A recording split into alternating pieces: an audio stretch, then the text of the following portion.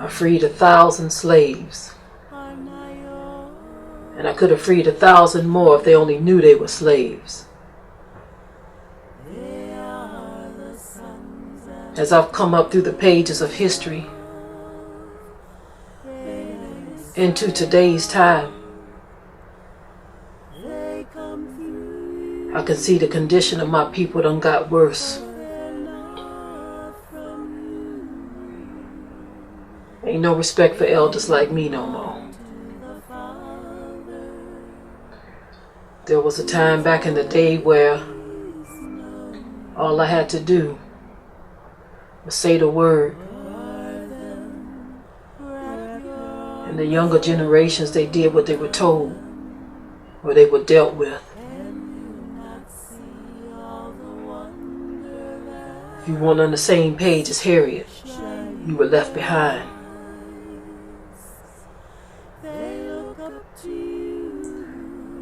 Now I see today even the elders, those who should have took my place, they just as bad as the young'uns. No respect, no culture, no appreciation for what we had to go through, what we had to endure. I see my people trying to be just like the people we were running from. Trying to fit right in. I don't think they know who these people are. And worse yet, they don't know who they are.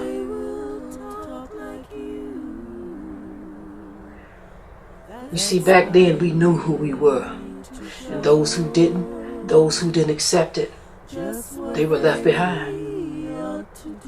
They didn't call me Moses for nothing.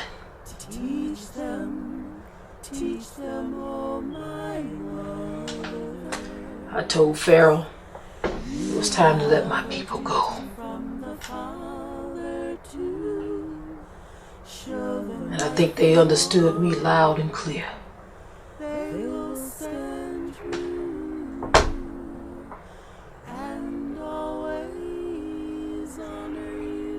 Our young'uns today, even our old ones,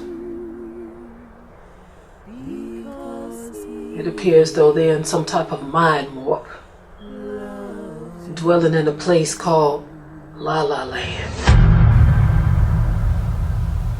They didn't know what we were up against back then, and they don't know what we up against now. When the Bible says that we wrestle not against flesh and blood, but against principalities and powers, against the rulers of darkness and spiritual wickedness in high places. If only my people knew what that meant.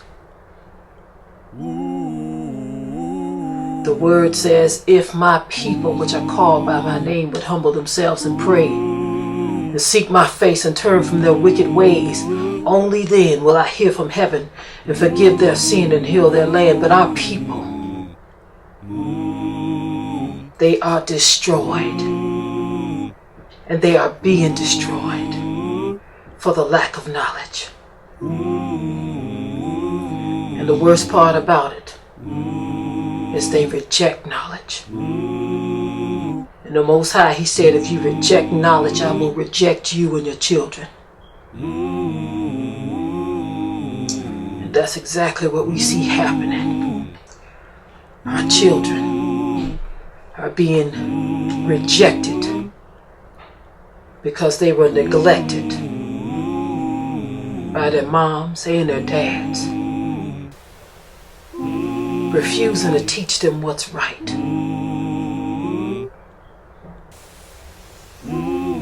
You got our men treating our women like they ain't nothing but common trash.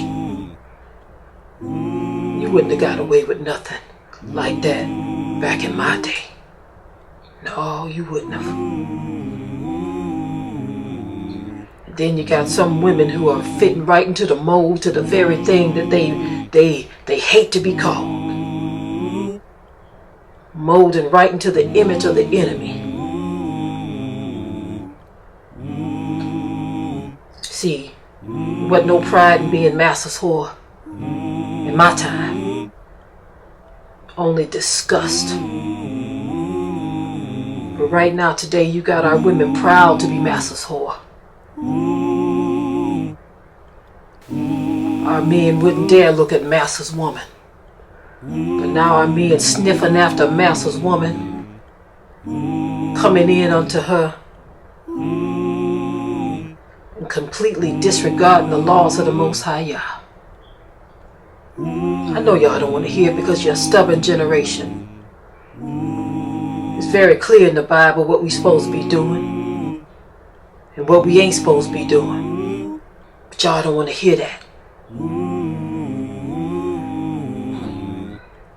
Now that I see more clear, I see this Christian garbage that they fed us. They took our Bible and they called it the Christian Bible when it was our Bible. Sure, they're in the story too. They got their place in the story. But see, they take our story and they make it theirs. And they give us what they want us to have. They give us the part they want us to have. And that's the part we trying to play. We supposed to be the part and play the part that the Most High gave us. We are the children of Israel. I was Moses in my day, and I'm Moses now. And I'm telling Pharaoh to let my people go. But my people saying I don't want to be let go. I'm happy in my bondage. I want to be just like Massa. I want to conform to Massa's world when the Bible said, be not conformed to this world, but be ye transformed by the renewing of your mind. Your mind ain't being renewed and you can't figure out why. Our neighborhoods are the worst. Now it's in the Bible. The story's been told, but you don't want to hear it. The pestilence cleaving unto us. Our young men are in the streets like wild bulls. Our women can't stand what they look like, so they're trying to look like somebody else. They're trying to look like the slave master's woman. Our men can't stand what our women look like, so they're going after slave master's woman. And while we sitting here conforming to this world is eating us alive. They're killing us. They done made it so we can't even defend ourselves. They're killing our young men, our young women, our old. And all we can do as a people is wallow in our foolishness. We sit back and we establish our own righteousness when Yah already told us what was righteous. He already told us what we were supposed to be doing, but we done rewrote the story. We done created our own book because we love Massa too much. And we hate our Father. Because he said, if you love me, you will keep my commandments. But we are following after the commandments of man, the traditions of man. And this is why the curse of generational curses have been falling us. This is why when we look at each other, we hate each other. We can't stand what we see. We look at everybody else and we admire what we see. Even though the Bible told us that the world was going to hate us, and they've proven it, and they've stood up to what they believe. That hate, they have perpetuated it. They have continued it. They have a perpetual hatred, and they stand by it. But we, on the other hand, we so sorry and so sick. We think the Bible actually meant that if somebody shoot one of your kids dead in the streets like a dog and call them a nigger on top of it, we actually believe that the Bible says you're supposed to love that kind of enemy. But let me serve notice on you. You don't know what you talking about. That enemy that was hunting us down in the woods while we was trying to break free. You crazy as hell if you think my father wanted me to drop to my knees and bow down and pray for the slave master while he had his dogs on my heels trying to kill me and mine. That's why I got this here gun. Because the slave master knew that if he came after Harriet, he had a fight on his hands. What's love got to do with it? We can't even love our own people, but we so busy loving people who can't stand us. They hate us so bad they made us their slaves. Separated our families. Raped our women. Killed our children. Used our babies to catch alligators. And we are so destroyed in our minds that we think we're supposed to forgive that kind of hatred. See what the Father meant when he said forgive. If you look at the precept for that, he was telling the Israelites this hatred and this inability to forgive your own kin. I want you to put that past you. To love your fellow brethren, the Israelites. He wasn't talking about our other enemies. When those Canaanites was after us and those Philistines, when Goliath was after David, when the Amalekites was after us, do you think the Most High told the children of Israel back then to drop to their knees and pray for those enemies? Do you think before David slew Goliath that he declared how much he loved him? Come on now, people. Y'all need to get a grip on your mind. The enemy is messing with you up here. You don't know what direction to go in. You hate your own people, but you love the people that persecute our people. What kind of sense are you making, people? It is high time to awake out of your sleep. The curses done took hold of you. You don't know you're slaves. I'm trying to free you. Like I said before, I freed 1,000 of you. But I can free 1,000 more. Or 1,000,000 more. Or 10 million more. If only you knew you were a slave.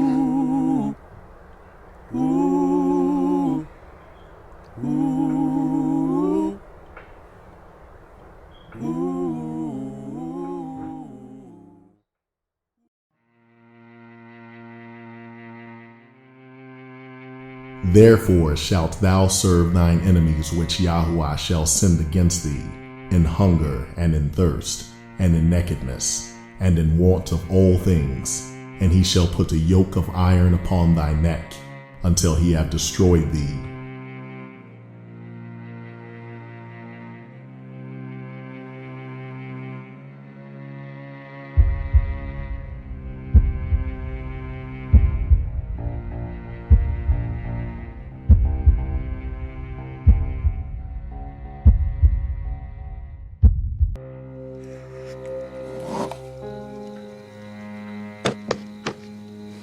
Who is your little friend?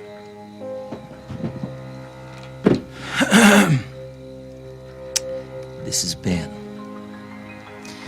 He's an old Joe that lived around here for a long time. And I do mean a long damn time. Old Ben here took care of my daddy and my daddy's daddy till he up and killed over one day. Old Ben took care of me. Growing up the son of a huge plantation owner in Mississippi puts a white man in contact with a whole lot of black faces. I spent my whole life here, right here in Candyland, surrounded by black faces. I seeing them every day, day in, day out, I only had one question. Why don't they kill us? Now, right out there on that porch, 3 times a week for 50 years, old Ben here would shave my daddy with a straight razor. Now, if I was old Ben, I would have cut my daddy's goddamn throat, and it wouldn't have taken me no 50 years to do it neither. But he never did. Why not? You see, the science of phrenology is crucial to understanding the separation of our 2 species. In the skull of the African here, the area associated with submissiveness is larger than any human or any other subhuman species on planet Earth.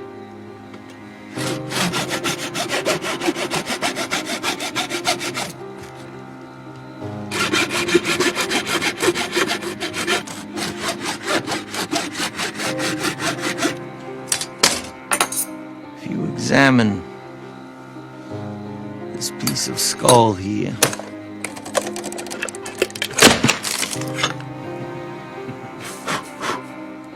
notice 3 distinct dimples.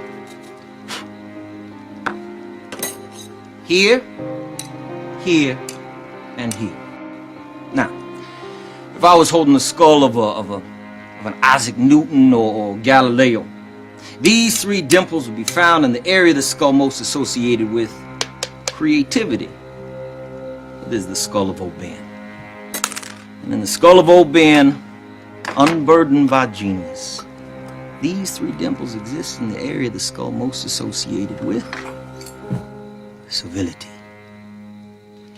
Now, bright boy, I will admit you are pretty clever. But if I took this hammer here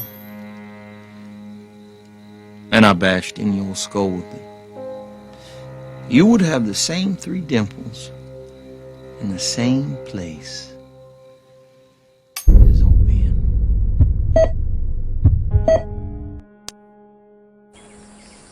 Wives, submit yourselves to your husbands as if fitting in the Lord. Husbands, love your wives and do not be harsh with them. Children, obey your parents in everything, for this pleases the Lord. Slaves, obey your earthly masters in everything, not only when their eye is on you and to curry the favor, but with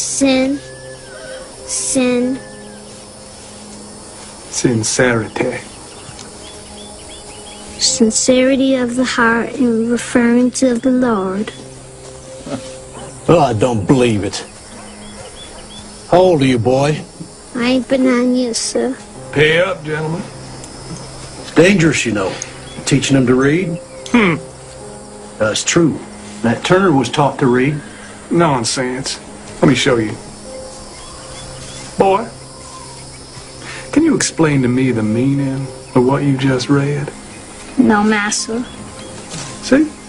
It's like a parrot reciting Shakespeare. Well done, Elam. Well done.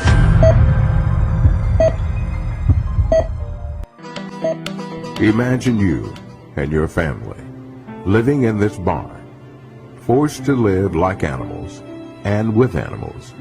No heat, no electricity, none of the things we commonly take for granted.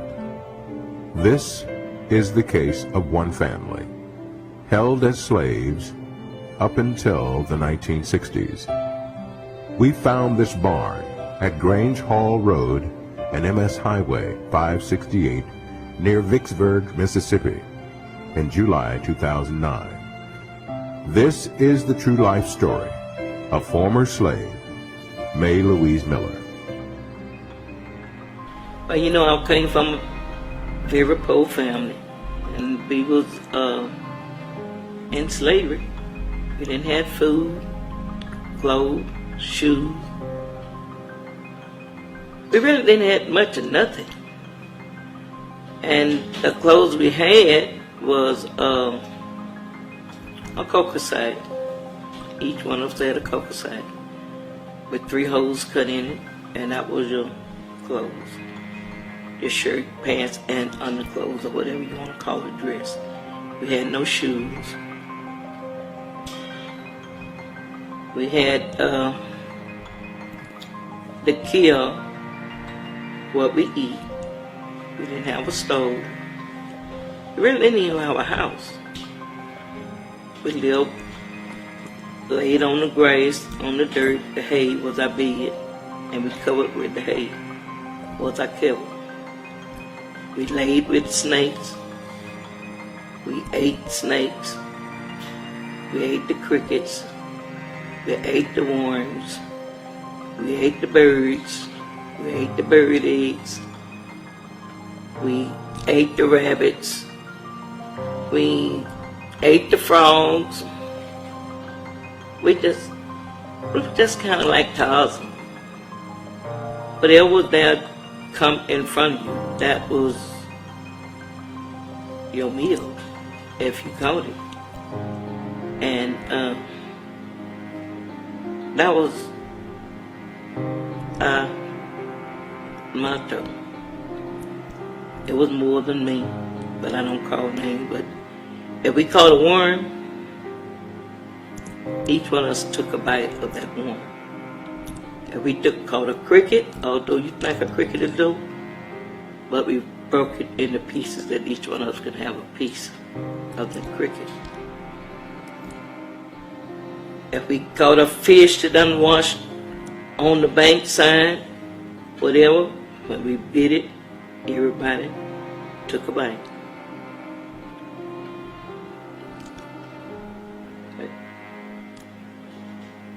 President Abraham Lincoln issued the Emancipation Proclamation in 1863.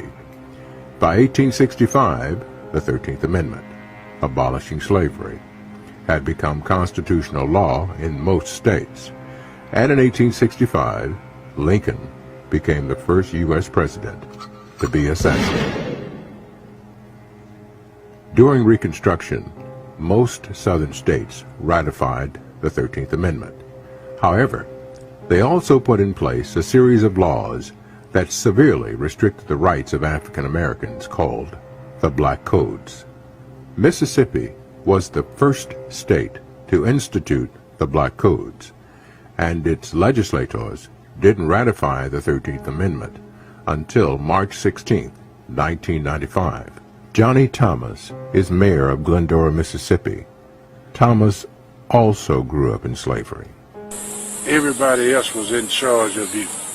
That was a big part of me looking at how we had to go to the owners to get anything. They had their own plantation store. That's where we had to eat from. That's where my mom was always in debt. We never had anything, growing up. That was tough time. Now, what were you telling me about this area? Oh, well, I was just talking about this being a plantation type of community, and pretty much in the shape that it's in because individuals hoped that it went back to the cotton field as such. What do you mean by plantation type? Well, we was created around plantations. This entire area here was pretty much farmers, and now they are pretty much mechanized and corporate farming. Therefore leaving individuals here to fend for themselves and hopefully to keep the status quo. When I say status quo, keeping individuals without. It is their mission, it seems, that this community stay poor as it was in the past. I'm a part of the Swan Lake. The Swan Lake community was owned by the Floats. And the Floats own the plantation in Swan Lake as well as in Glendora.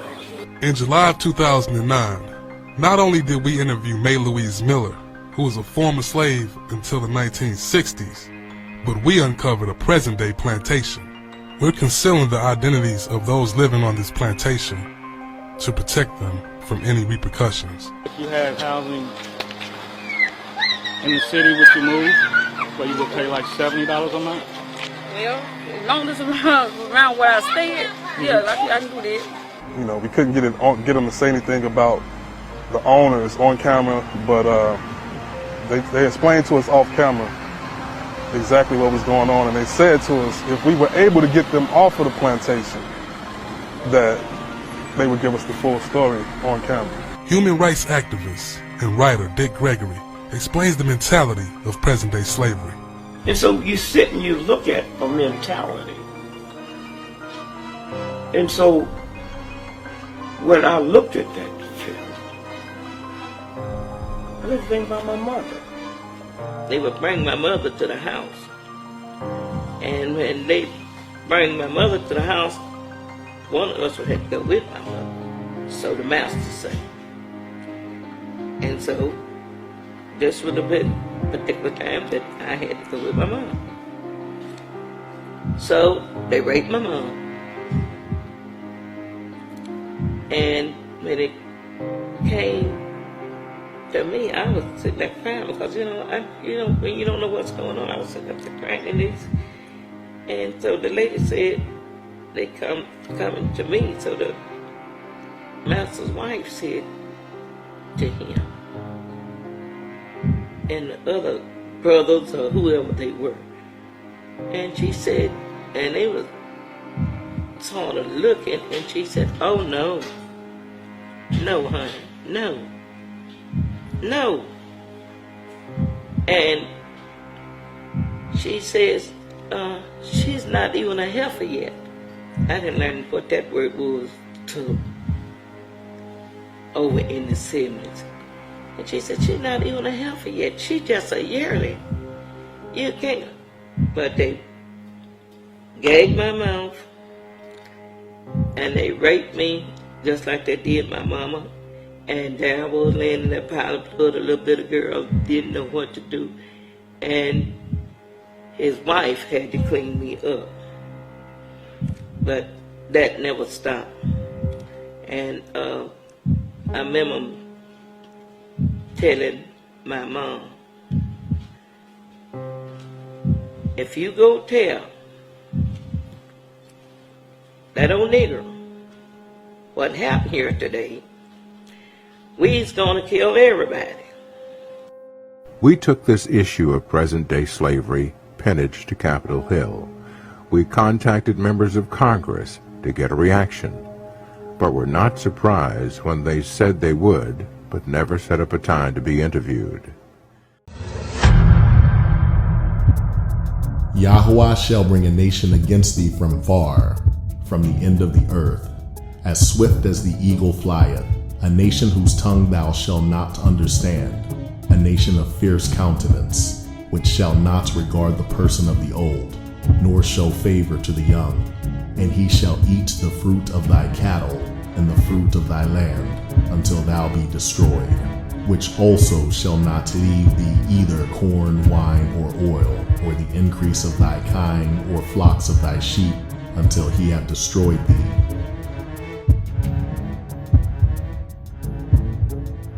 Swift as an eagle, that's a symbol for America and many other European nations. We didn't always speak English. There's a church that the slaves built, and on the pews of this church, these slaves wrote in cursive Hebrew writing. This is First African Baptist Church, the oldest black church in North America. The building built by slaves. The gentleman that laid the first brick laid the last. The balcony hold pews that actually were built by slaves. They have the oldest information in this building. That information is written in cursive Hebrew writing.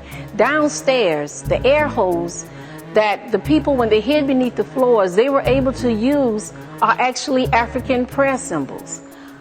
America is that fierce nation that didn't regard the young or old. To this day, there are videos of white officers killing old and young people, beating black children like they're adults.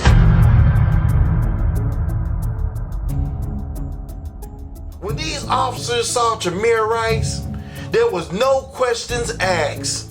And in 2 seconds, that young boy was gunned down. Yahuwah shall smite thee with madness and blindness and astonishment of heart, and thou shalt grope at noonday as the blind gropes in darkness, and thou shalt not prosper in thy ways, and thou shalt be only oppressed and spoiled evermore, and no man shall save thee. Thy sons have fainted, they lie at the head of all the streets, as a wild bull in a net. They are full of the fury of the Lord, the rebuke of thy God. All you need to do is take a trip to the hood, and you'll see young black men in the streets like wild bulls caught in a net.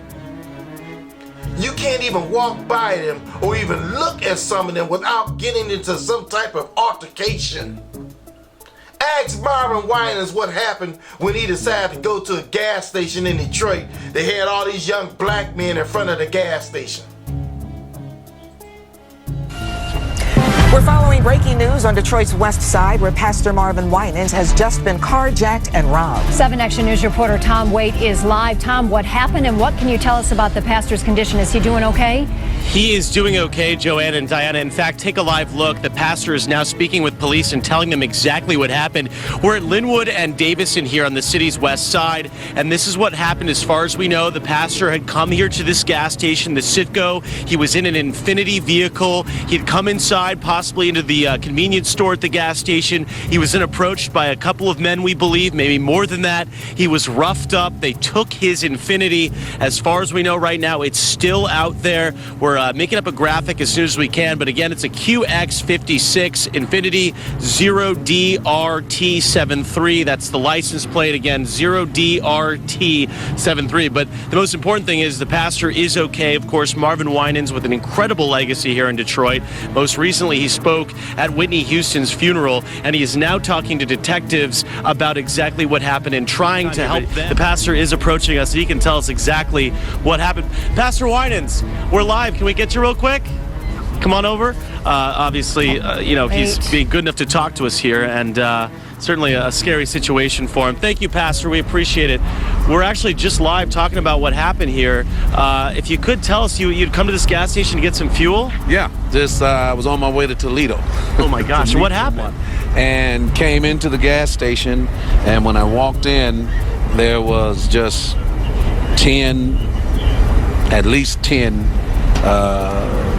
young men in the station, and when I came out, about 4 of them followed me out, and I watched, and being aware of my surroundings, I pumped the gas, backwards, looking at them, and then when the gas kind of spilled over, I looked down, and then one of them came and hit me, and then the other ones came out and just punched me. And you got a cut right. Yeah, and I think I'm gonna go check my hand out. And quite savage, and I just, I'm from Detroit. I live in Detroit. I love Detroit, and I just didn't want to be, when you walk in, you say, this is not a good situation. Right, you kind of knew something was going down. I should have turned. I said, I'm not going to be afraid of us. I'm not going to be afraid of sons and our. And do you think they knew who you were? I don't think they did. I really don't think they did. And if they did, it didn't make much difference.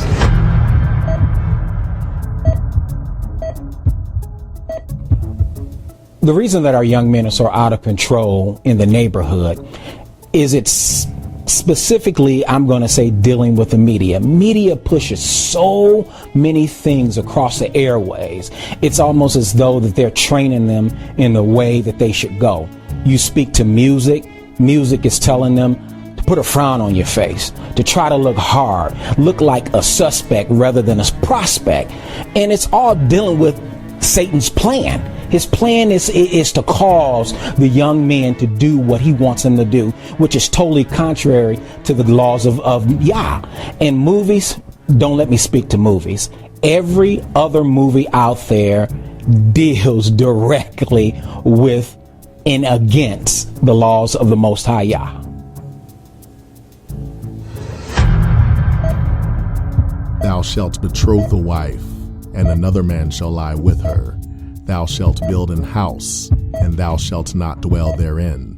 Thou shalt plant a vineyard, and shalt not gather the grapes thereof. I remember watching a documentary called Big Sugar. The documentary shows that even in these modern times, slavery is still going on. I dare you to watch it. It's called Big Sugar. It's about a sugar plantation company owned by the Fanho family.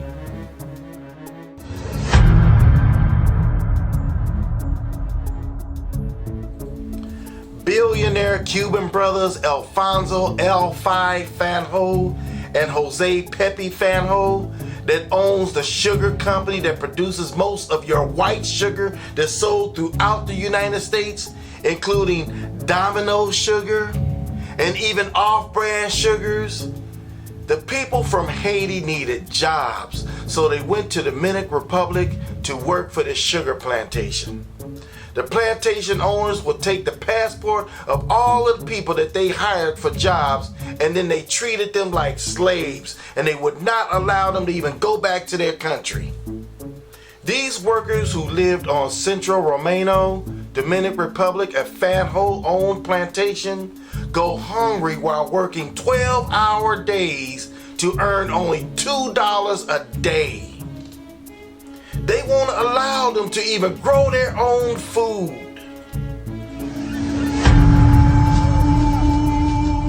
In the 1980s, working conditions at the Fanho's Florida sugar plantations had come under attack. Migrant workers were brought in from the Caribbean to cut cane. It was a harvest of shame. The abuse was so horrible. It was basically indentured servitude. These people worked all day long for almost nothing. They went home that night, and if they wanted food, they had to buy it from the very same people they were working for. What I saw was straight out of a book before the Industrial Revolution. I felt like I had stepped back 200 years. Most of the estimated 650,000 Haitians working sugar in the Dominican Republic are kept stateless. They are pariahs, looked down upon by Spanish Dominicans, and forbidden to leave the sugar plantations. He doesn't eat for the day. I mean, he goes out in the morning without having any breakfast and cuts sugar cane until nighttime. When the food runs out in the house, the children go to the sugarcane fields, break off a piece of sugar cane, and sometimes that's what they have to eat for the day. That's dinner. The sugar plantation workers of the Caribbean today are almost all from families brought from Africa as slaves.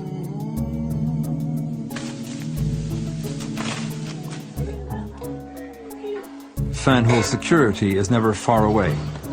I met one family that had tried to grow some of their own vegetables, but it's against the rules. Even the families that have tried to plant vegetables have them torn out by the company.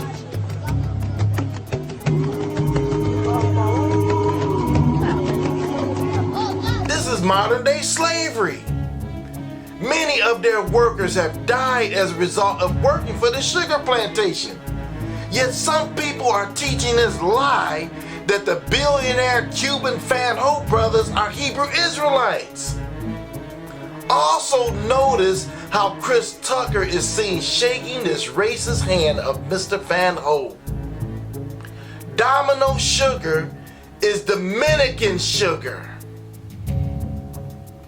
Not only do they own Domino sugar, but also Florida Crystals, CNH sugar, Red Path sugar, Tate and Lyle European sugar.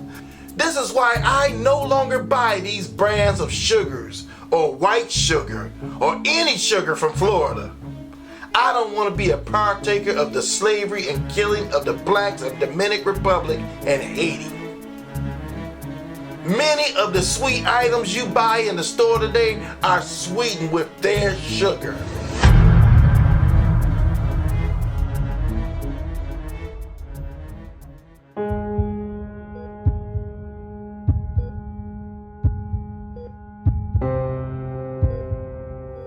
Well, when you speak to crime in the inner city and the black community, first thing that comes to my mind would be the fatherlessness.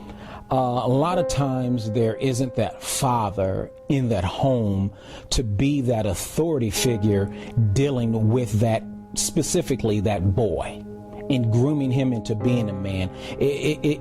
A lot of times that father could sometimes be a bad example. He'll show him how to do something without even showing him. It's basically his attitude and how he deals with the mother, how he deals with his sister, his grandmother, and whatever it may be. And sometimes you would hear how the young men are groping around in the noonday.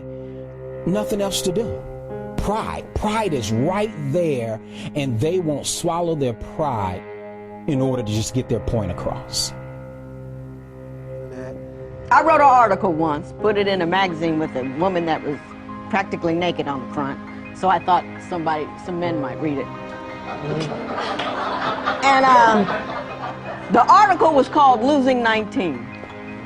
And it was about young black men that used to come into my courtroom and say stuff like that to me.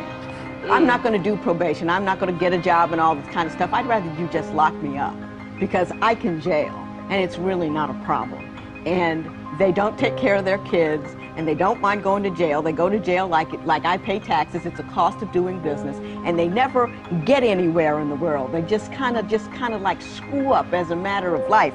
And I called it Losing 19 because here me, a sister, is required day after day to put another 19-year-old, another 20-year-old in jail for stuff they really didn't have to do. And all I see is a person never being a man. All I see is another 2 or 3 sisters never having a father for their children or never having someone to look up to. All I see is myself as an old lady who will never have young black brothers out there to take care of me because they never handled their life. Now, wait a minute. There's some wonderful brothers out there.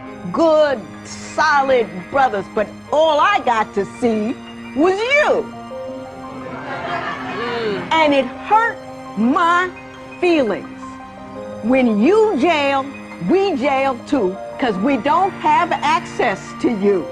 We need you out there taking care of your business, and not just about the financial business, but the emotional business. We need love and support. Always talking about sisters in a bad mood and cranky, because we haven't got you.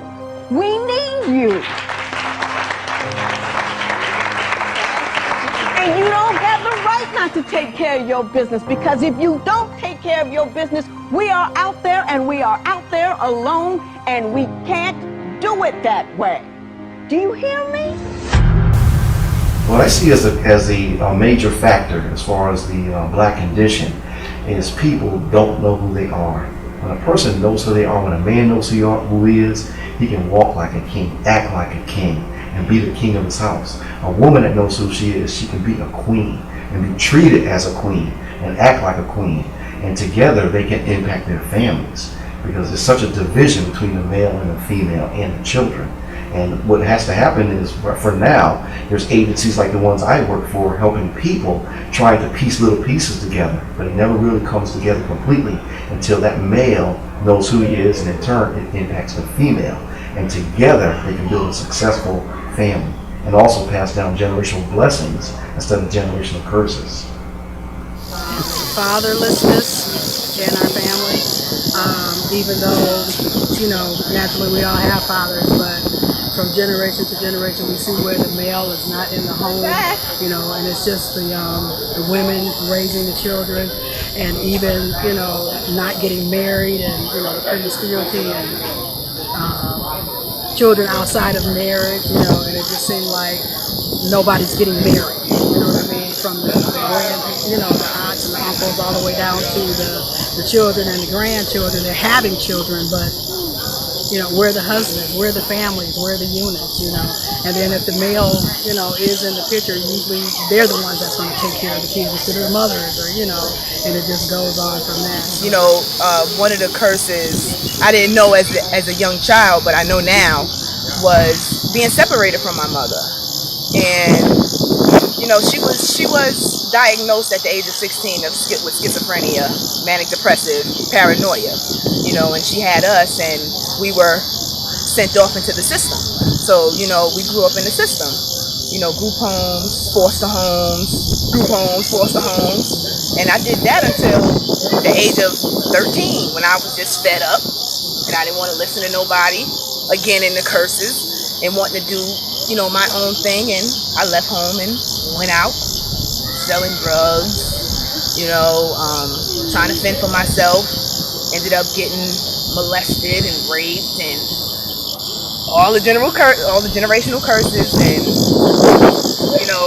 I didn't realize that then. That's what it was until I came into this truth. And now I know and understand why I went through that and pretty much had to go through it, in order to get to this point in my life. So, I used to be regretful about it, but not so much anymore, because I know why. Well, when I see hopelessness as far as our people and not knowing who they are, I see people wandering around drinking, drugs, just addicted to alcohol and drugs, a lot of mental health issues, and they don't have any vision. They have no way of understanding that there's things in life that they actually can do to be successful. And when you actually speak to them about what they would like to do, sometimes you'll see a glimmer of hope in their eyes, but how to do it, they lack understanding. And with that lack of understanding comes repetitive behavior. And that repetitive behavior leads them into a place where they can only depend on the system. And they don't really see a way out until you tell them that all they got to do is take positive steps to come out. Well, the way the curses of Deuteronomy affected me, I could just start it from whoremongering, knowing from generations passed down from my father, grandfather, on both sides. I've seen it really strong when it came to me. I thought it was cool, from my understanding, to have different women and just go out there and get as many women as you can and hurt your own people, our own women, and make them feel how they want to feel just to get what you want.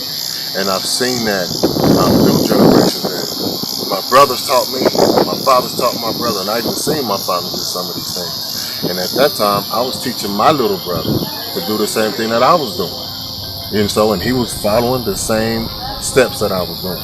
And so just to see that then and where I am, I'm really like, it's crazy, because when I really decided to I really need to change and stop, it was much more difficult. And I really didn't know what was going on. I just thought man, I just love women or something. But I didn't realize it was something deeper that was pulling me into a situation or pulling me in a downward spiral away from my family. And I could say this has affected my family many times, from me, stepping out at times my own, committing adultery, fornicating and doing things like that are not only hurting me, but, hurt my wife, hurt my children. And then what possibly am I showing my children? Generational curse.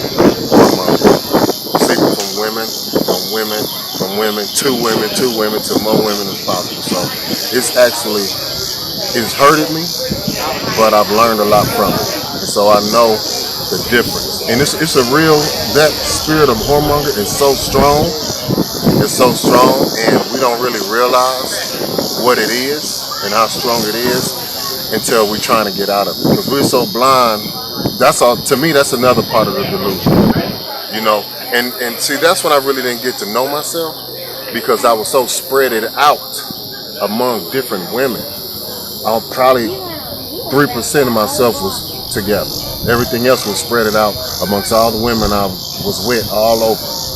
So it's affected me in a serious place to where, I really didn't know who I was until I had a serious encounter with him. And he revealed that. Okay. So the generational curse has affected me in the following ways. Because of the drugs in the community and the lack of fathers that actually take the father role, I feel like it's had a devastating effect on my life. Personally, my mother actually is raising 4 of a cousin of mine kids, 4. This is because my cousin is off on drugs and no fathers have ever stepped in to do what they were supposed to do with the kids. And so one of these kids that my mom is raising actually hurt my daughter. When my daughter was 8 years old, she was molested by my so-called brother, and this has devastated my life for the past 9 years. It feels like it was just yesterday. I haven't been able to get over this fact, and I think about this every day. I pray to God to put it in my heart to forgive, but I haven't been able to get to that point of forgiveness, and I hope that Yah is able to work with me and show me and guide me to where I need to be in my life. My father, he wasn't there for me. He lived maybe 15 minutes away from me my whole life, and he was never there. Since a kid up until an adult, he was never there for me personally, so I have a lot of hatred there too because of that. So I hope that y'all can forgive me for having so much anger in my heart. I don't know what to do. I guess I'm lost and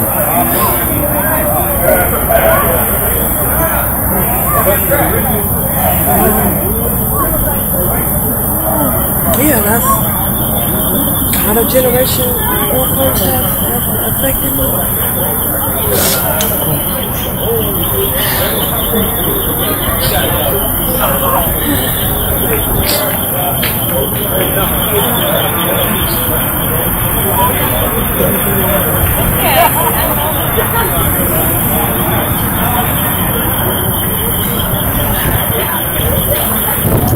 Well, some of the curses I've seen as a psychotherapist is a lot of mental health disorders, such as generational curses with grandmother having depression, bipolar disorder, and anxiety disorders, and then that coming down to the mothers and then also the daughters, like 3 generations of mental health issues. And that's something I see on a regular basis with a lot of clients who I work with.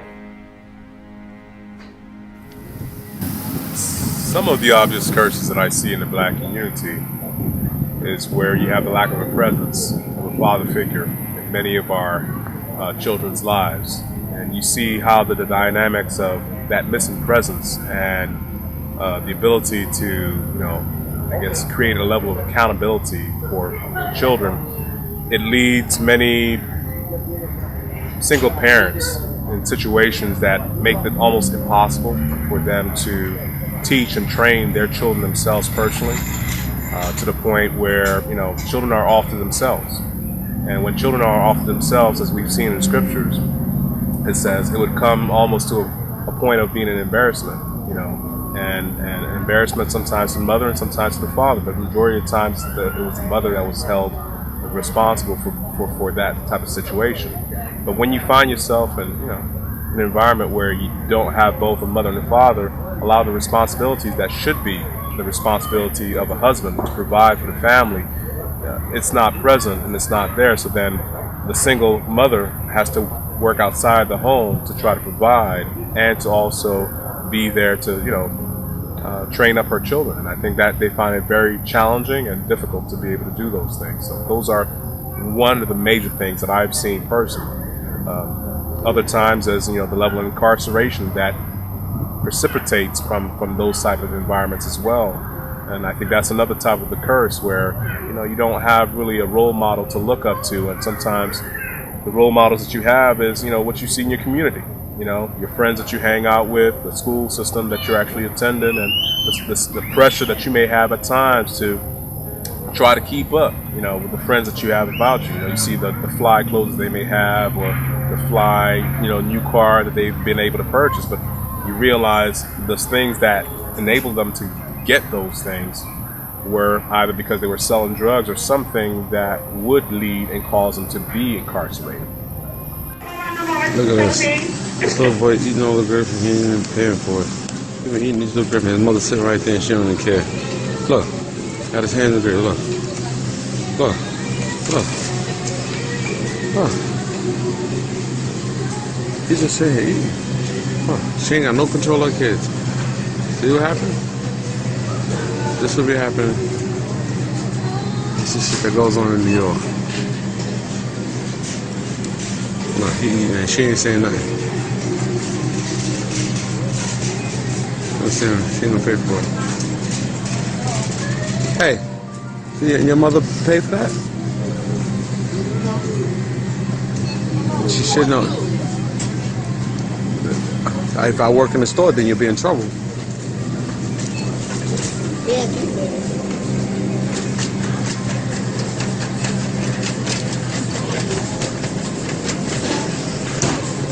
Miss, your kid's sitting over here eating all the grapes. Look at him. He's sitting over here eating all the grapes. He's sitting over the grapes, and nobody, you're not saying nothing to him. Kids just running all over the place.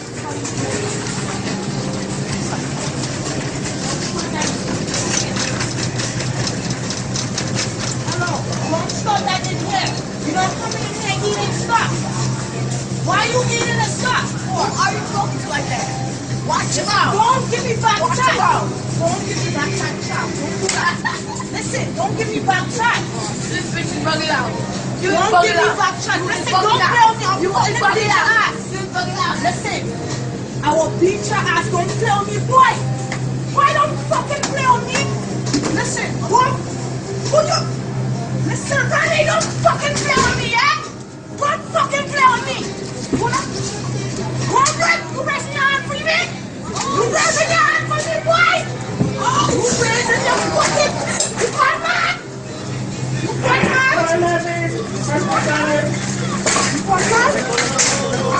Get over me. This is crazy. Go hit your mom like that. What the fuck wrong with y'all? Get up with me. Get off of me. Back up. I will try to bring that out. Give me.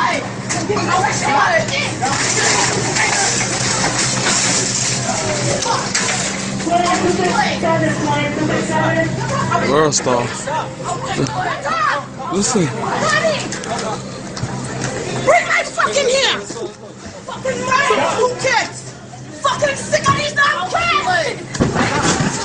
Fucking sick of these men. Brandon, bring your ass here. Bring your ass here.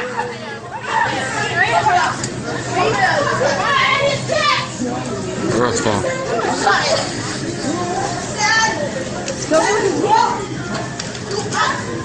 Mind your fucking business. You gotta take that outside, yo. You gotta take that outside. That's fucking funny, boy. What the fuck? World star. I'm trying to help you. World star. Listen. Let go of me. Ronnie. Let's hear your fucking mouth. Yo, go. I will let go. Let go. I'm to get my fuck out of here. World star. World star. Bring your ass here. Bring your ass here. You tore my fucking leg. Yo, Miss, you gotta leave the store now with that, man. Bring your ass. Let go. Your man, come. Come bring my way. You fucking. Go. Police are coming. You gotta go.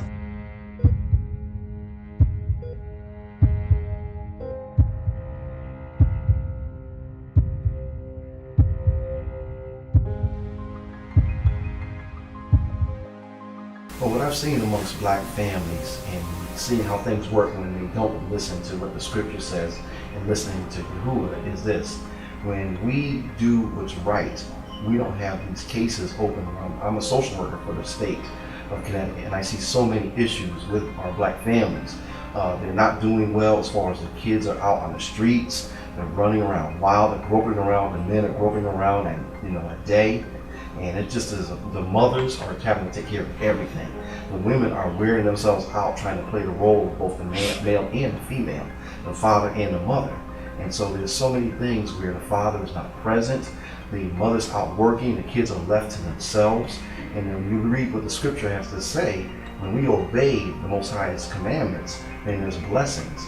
I don't see blessings. I don't see generations passing down wisdom to their kids. I don't see fathers and mothers able, because of their situations, to pass down wisdom to their children. And the children in turn don't know how to make money because the parents don't know how to make money. The kids don't know how to educate themselves because the parents are not educating themselves. And when we do help them, it's only short term as far as the benefits of what they're getting. Because until they change, they only end up doing the same thing over and over. Generational curses have impacted me personally. Growing up, being here in the West, in the land of our captivity, seeing how difficult it is to be able to thrive, to be able to be successful, and trying to pursue certain goals. Going to school to get my doctorate in clinical psychology, I saw a lot of discrimination, a lot of racism, people trying to set you up in a certain way. And Satan and his demons, they know who we are. They know that we are the chosen people of the Most High. So personally, that's how I've been impacted to the generational curses, and even professionally seeing families and how dysfunctional things have become over time. We don't even know how to love one another as a people. We don't understand how to even interact anymore. There's a lot of feelings of jealousy and bitterness against one another. So I've seen that on a regular basis, and that's how I've been personally impacted. How generational curses and dysfunction is passed along in the black community. One, alcoholism. Father sitting up there drinking, mother sitting up there drinking, grandma sitting up there drinking.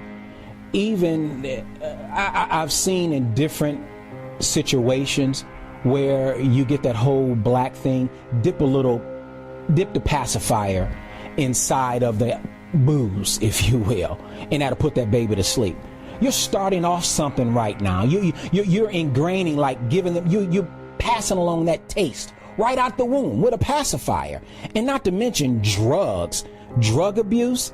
I've known one gentleman went through a situation right when the crack epidemic came across, where he did crack right in front of his younger sibling or brother, letting him know that, hey, this is what you do. Don't do what I do what I say, if you will. And the domestic violence, there it is again.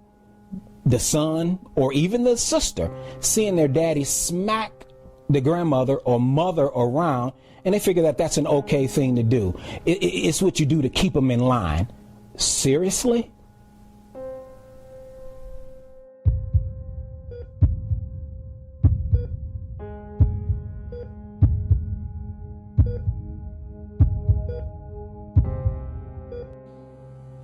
As you all know, Deacon Hill, Coach Hill, whom we all knew and loved, was killed this past week by the Montgomery police when he suggested to them that they had beaten another man sufficiently. Brother Hill was my friend. He was your friend. He was these three boys' father. He was this woman's loving husband. Brother Hill was a good man, a courageous man. Last week, Brother Hill found a cause worth dying for. I envy him. Like Moses, he was a peaceful man who saw something that so horrified him that he was compelled to act. They say he was interfering with the police in the execution of his duties. Well, I say he was carrying out God's program. Now, I don't have to remind you about the Ten Commandments. Brother Hill knew that the simplest and the clearest of those 10 great commandments was, thou shalt not kill. God never said, thou shalt not kill unless you are a police officer. He most certainly did not say, thou shalt not kill unless you are white. Last week, a white man was fined for shooting a rabbit out of season. but it's safe to murder Negroes. A rabbit is better off than a Negro because in Alabama, niggers are always in season. And I'll tell you why it's safe to murder Negroes, because Negroes stand by and let it happen. At one time, the black man had to grin and smile all the time. Everything, it didn't matter what. You had to keep grinning, keep smiling. That was to show all of the white people that you were not hostile and you was a happy Negro. You wasn't mad about nothing, no matter how I've been treated. I'm still happy. When the Klan burns a cross, it is a message. The next step will be a lynching. As I watched the cross burning outside the church last night, it occurred to me that the crucifixion was just that, a lynching. Isn't it ironic that everything we worship was made possible by a lynching? Because at that ultimate moment of death, Jesus spoke the words that transformed a lynching into a crucifixion, that made Jesus not a condemner, but a redeemer. He said, Father, forgive them, for they know not what they do.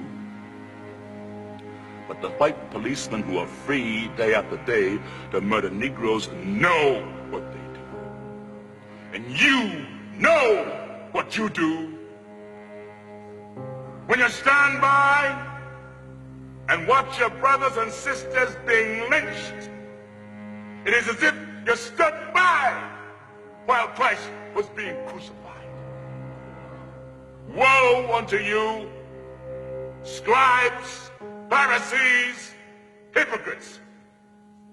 That's what you are. Because you sit here every Sunday morning praising Jesus, while you know that every Saturday night your brothers and sisters are being murdered and you say nothing, you do nothing.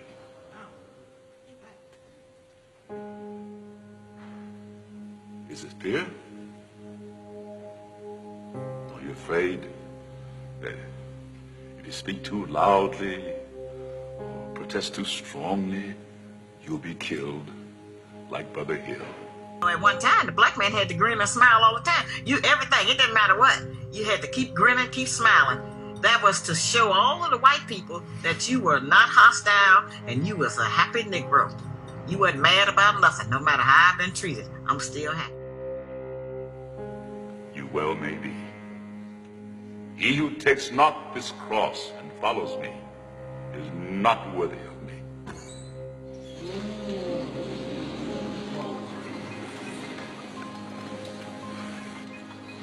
Are you worthy of Jesus Christ, or are you only worthy of the state of Alabama?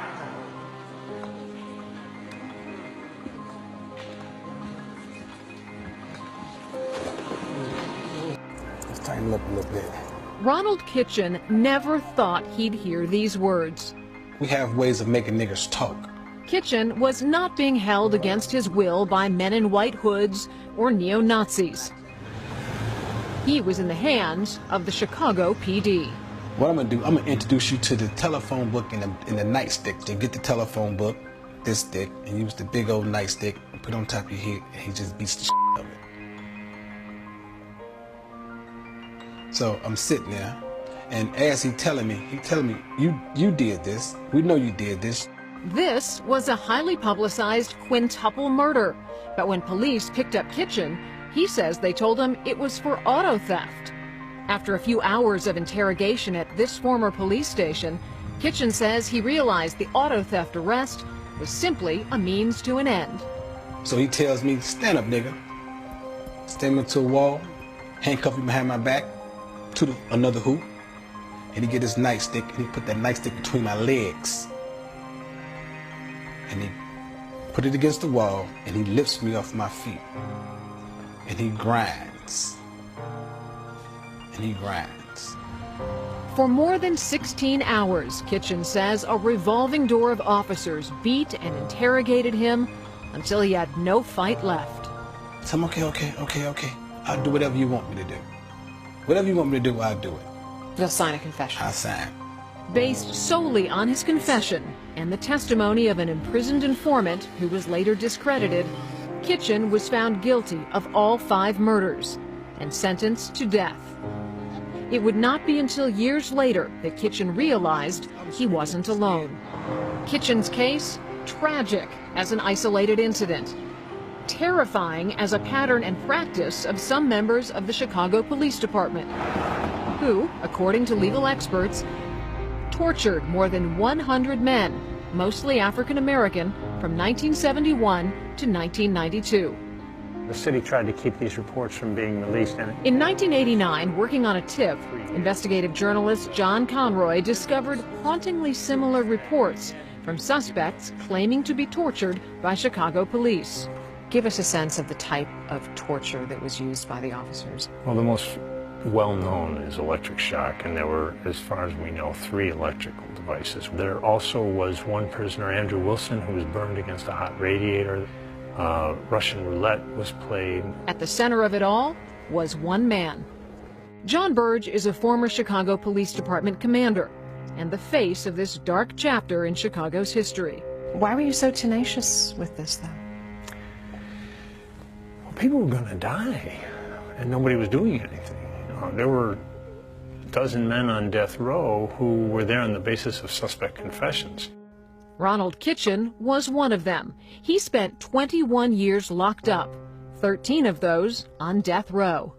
But in the wake of mounting torture allegations, Governor George Ryan made an unprecedented decision to clear all 167 of the state's death row inmates. In 2009, after spending half his life behind bars, Kitchen was exonerated. But in a cruel twist, the woman who believed in that innocence all along would never get to celebrate Ronald's freedom. Well, my mother was and is, that's my soldier. So when I come home, she has dementia. She has dementia. So now I'm free. Now she locked up, and I hear.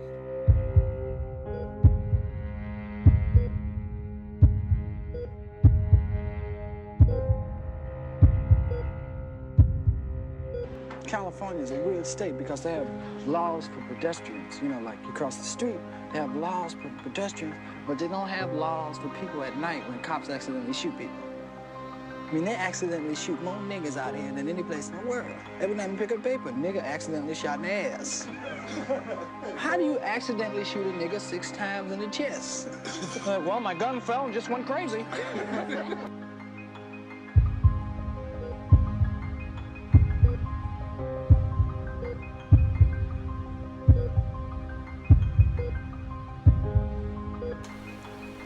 Too often, we like to forget the past because the past is just too awful to face. But there are some strange realities that happened way back when that have a direct correlation to what we see happening today. Right now, there's an increase in relationships between black men and white men. No, I didn't say black men and white women, because that is very clear, okay? No, I didn't say white men and black women, because that is also very clear. But the relationship that most don't like to focus on is that of the black man and the white man. You see, that too is on the rise and is being pushed by the sodomite media of today. Hollywood has a very significant role in making sure that the things of the past are repeated today. You see, there's this thing called buck breaking that no one wants to talk about or deal with. But I'm going to tell you what buck breaking involved. It was where they would take a strong, muscular black male and his wife and his children, and they would get some puny white boy to come and literally rape this man in the presence of his wife and children and others that looked upon them. This man would be humiliated and literally crushed mentally at the pleasure of some puny white man as he enjoyed this sexual deviant behavior on this strong black man who, if even dared to fight back, would be beaten or killed. And during this breaking process, this black man was humiliated to the point where he could no longer look his wife in the eyes, to where he could no longer look his daughter or his daughters in the eyes. And he most certainly could not look his sons in the eyes, because this deviant scoundrel raped this man in the presence of all who looked upon them. And he could not say a word. Many times we are reminded of how the slave master raped and impregnated the so-called black woman. But the part that is left out of the conversation is the sexual appetite that these deviant slave masters also had for the black male, which is the reason why they had this buck-breaking process. And now what you see happening today with both our men and our women, we have turned our hearts back to the slave master, because now the slave master is saying, no, it's nothing wrong with us having sexual relationships with you. No longer am I your slave master, I'm your lover. And our people, in our ignorance of the scripture and our loss of pride and self-dignity, have said, okay, I will agree to be your bed wench. I will agree to be your male whore by entering into a gay relationship with you, because the media says it's okay, and anyone who speaks against this is now the enemy, even though the Bible tells us that this sexual deviance is wrong. Woe to them that call good evil and evil good. The Bible tells us that these things will happen, and that they will make it seem as though good is the reproach and evil is the good.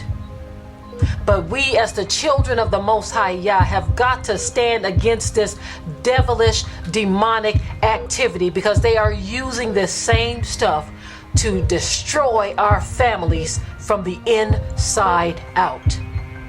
You are going to see some clips of what happened when you dared to go against the grain, and that is what we see happening and replaying itself today as they emasculated our little boys and our men. They also raped and sodomized our daughters. They also beat us. They also used our children as alligator bait. We talked about this before, but we're going to talk about it again. These atrocious things that happen to us are now being ignored because we are afraid to face these things, even though there is clear evidence that many of these things are still happening to us. Whether it's overtly or covertly, it is still happening to us.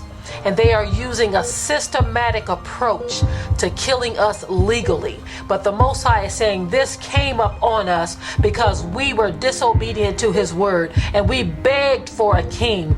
Even though the word warned us that the king would be wicked and evil, we still said, give us a king. And so the Most High has put us in the hands of those that hate us. He says, those that hate you shall rule and reign over you.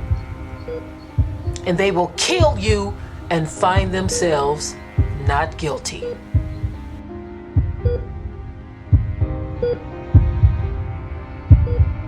Oh, the Europeans! Oh, what an honor! I'm beside myself. Did you ever see such hands? If you knew what they're like when they arrive here. Places, places! I could go out of my mind getting them ready, and they ain't such demand, they rip 'em out of my hands before I'm finished.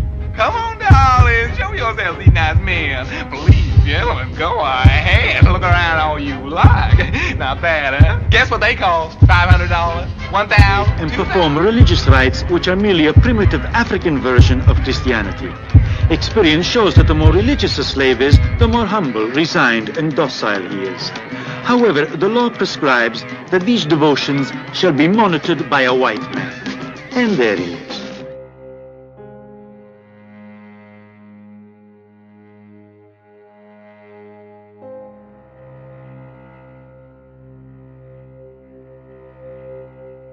In this elemental parody of the master's religion, Jesus, the gospel, the Bible are all mixed together. Look at this. Africa instead of Palestine, the ocean instead of the Red Sea, slave ships and sharks instead of Romans, Egyptians, and so on. Here the plantation instead of Golgotha represents the place of Jesus' agony, and instead of Herod, the master with crosses, flagellations, and other delights. What do the masters say to that? Does it or does it not prove they have souls? The best let's see, page 971. Many of the slaves who ran away from the plantations hid in the trackless swamps of Florida. To recapture them, the white men organized extensive manhunts. The most efficient method placed obedient slaves and domestic animals in simulated refugee camps among the mangroves. The most famous of these man-traps was right here in the Bradenton swamps, where voices and laughter and the smell of roasting pig served as a decoy to the hungry escapees. In fact, in a single morning, the hunters bagged 47 runaways.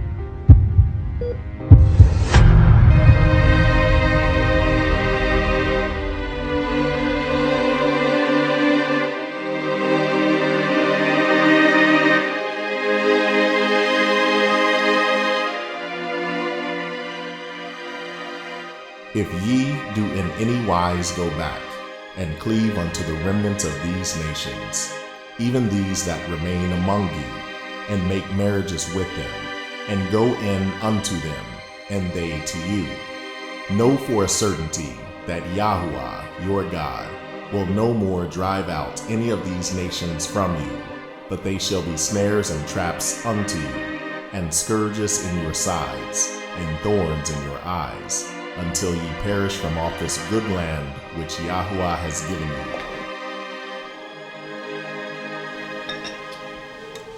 My dear, are you a Catholic? Well, yeah, I went to Catholic school my whole life, so I guess I am by now. In this house, we're Baptists. Yes, the good Reverend Doctor was the head of his own flock, the Hard Rock Baptist Church. The devil and his cohorts conspired to oust me from my congregation. Now, Daddy, you know the devil ain't have nothing to do with it. It was you. You and your stubbornness, that's all it was. For it must needs be that offenses come into the world, but woe unto him by whom the offense cometh. I recognize the devil's handiwork when I see it. It's good. Please, let's not argue at the dinner table. Flipper, have you met Angie's folks? Not as of yet. Well, my mother passed away, and my father, he's asked me to leave. Oh, I'm sorry. It's all right. I just don't think we'll be having dinner there soon. Well, has Flipper told you about his loving wife and daughter? Yes. Excuse me. You think I don't understand about the white woman committing black adultery, but I do. Now, Daddy, no sermons, please. You see, there was a lot of lynchings down in Willacoochee, Georgia, where I come from when I was a boy. Willacoochee, Georgia. What a name. Willacoochee. White man say to his woman, baby, you are the flower of white southern womanhood, too holy and pure to be touched by any man, including me. I'm gonna put you up on a pedestal so the whole world fall down and worship you. And if any nigger so much as look at you, I'll lynch his ass. She believed him, thought she really was holy and pure like the Virgin Mary. She let him put her up on that pedestal. Meanwhile, the husband, no sooner than the sun went down to the slave quarters, grabbing up every piece of black poontang he could lay his hands on, then running to the gin mill to brag about it. And that's how our blood got diluted. Mulattoes, quadroons, octoroons. I'm sure that most of those high and mighty white ladies felt abandoned, but they were so proud to be white and therefore superior. They kept their mouths shut and their legs locked tight. But in the midnight hour, laying there, alone, on the hot bed of lust, I'm sure they must have thought what it would be like to have one of them big black bucks the husbands were so desperately afraid of. I feel sorry for you. Here it is, the 90s, still trying to make up for what you missed out on. But I don't blame you. As for the black man, like my own son Flipper, who ought to know better, got a loving wife and daughter, still got to fish in the white man's cesspool, I have nothing but contempt. Excuse me. I don't eat with whoremongers. Right now, we have a global situation where a lot of Africans, men and women, are dating outside of their race because they believe we live in a post-racial society. Understand the 4 stages of white supremacy. First, white supremacy establishes itself. White supremacy then maintains itself. White supremacy then expands itself. And then white supremacy refines itself. We are in the stage of refinement. Refinement means that white supremacy has perfected the art of not looking like white supremacy. For example, you see a lot of African men marrying outside of their race all across the world. But they fail to recognize that the woman they're marrying, who's normally a white woman, belongs to the global white supremacist order. So although he's the husband and she's the wife, she still has the power. At any point in that relationship, she could pick up a telephone, accuse him of a particular crime, and regardless of whether he committed it or not, his whole life would be changed.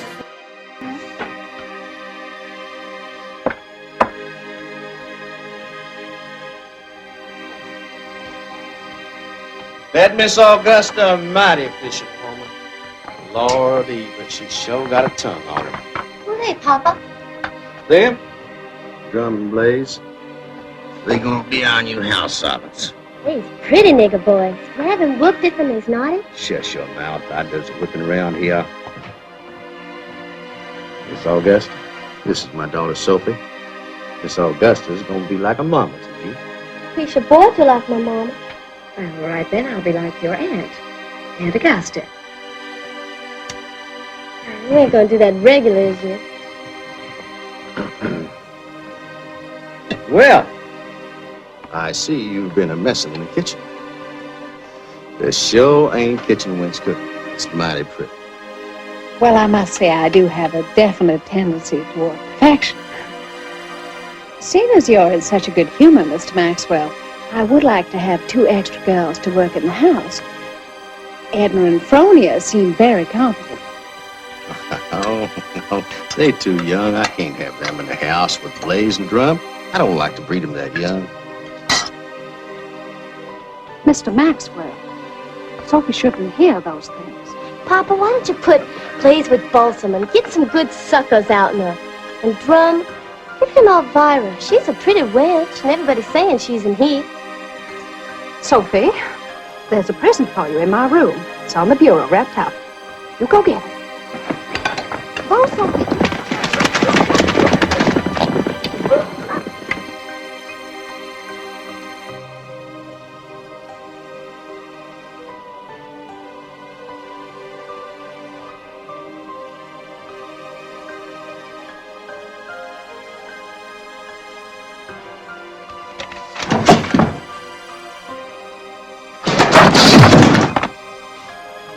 You craves to play with me? I know it's a nice game. You get away from me, Miss Sophie. You's a pretty boy. And you was gonna play with me. Blaze and the other bucks do, and you is too. Miss Sophie, I'll tell your father. Tells him he'll skin and fire you alive. I'll say you done raped me. Miss Sophie!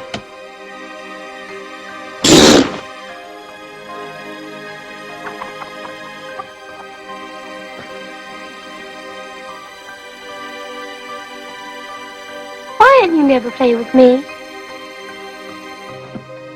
You worse than hell. You'd get a nigga killed no matter what. I don't want to play with you. Well, if and you don't, I'll just tell my papa you tried to rape me. Nehemiah chapter 13, verses 25 through 27. And I contended with them, and cursed them, and smote certain of them, and plucked off their hair, and made them swear by God, saying, Ye shall not give your daughters unto their sons, nor take their daughters unto your sons, or for yourselves.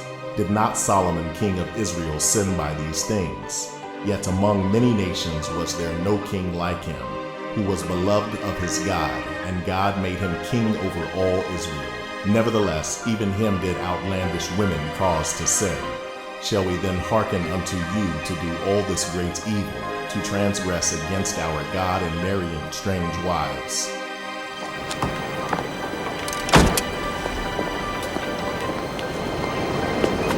Coming out?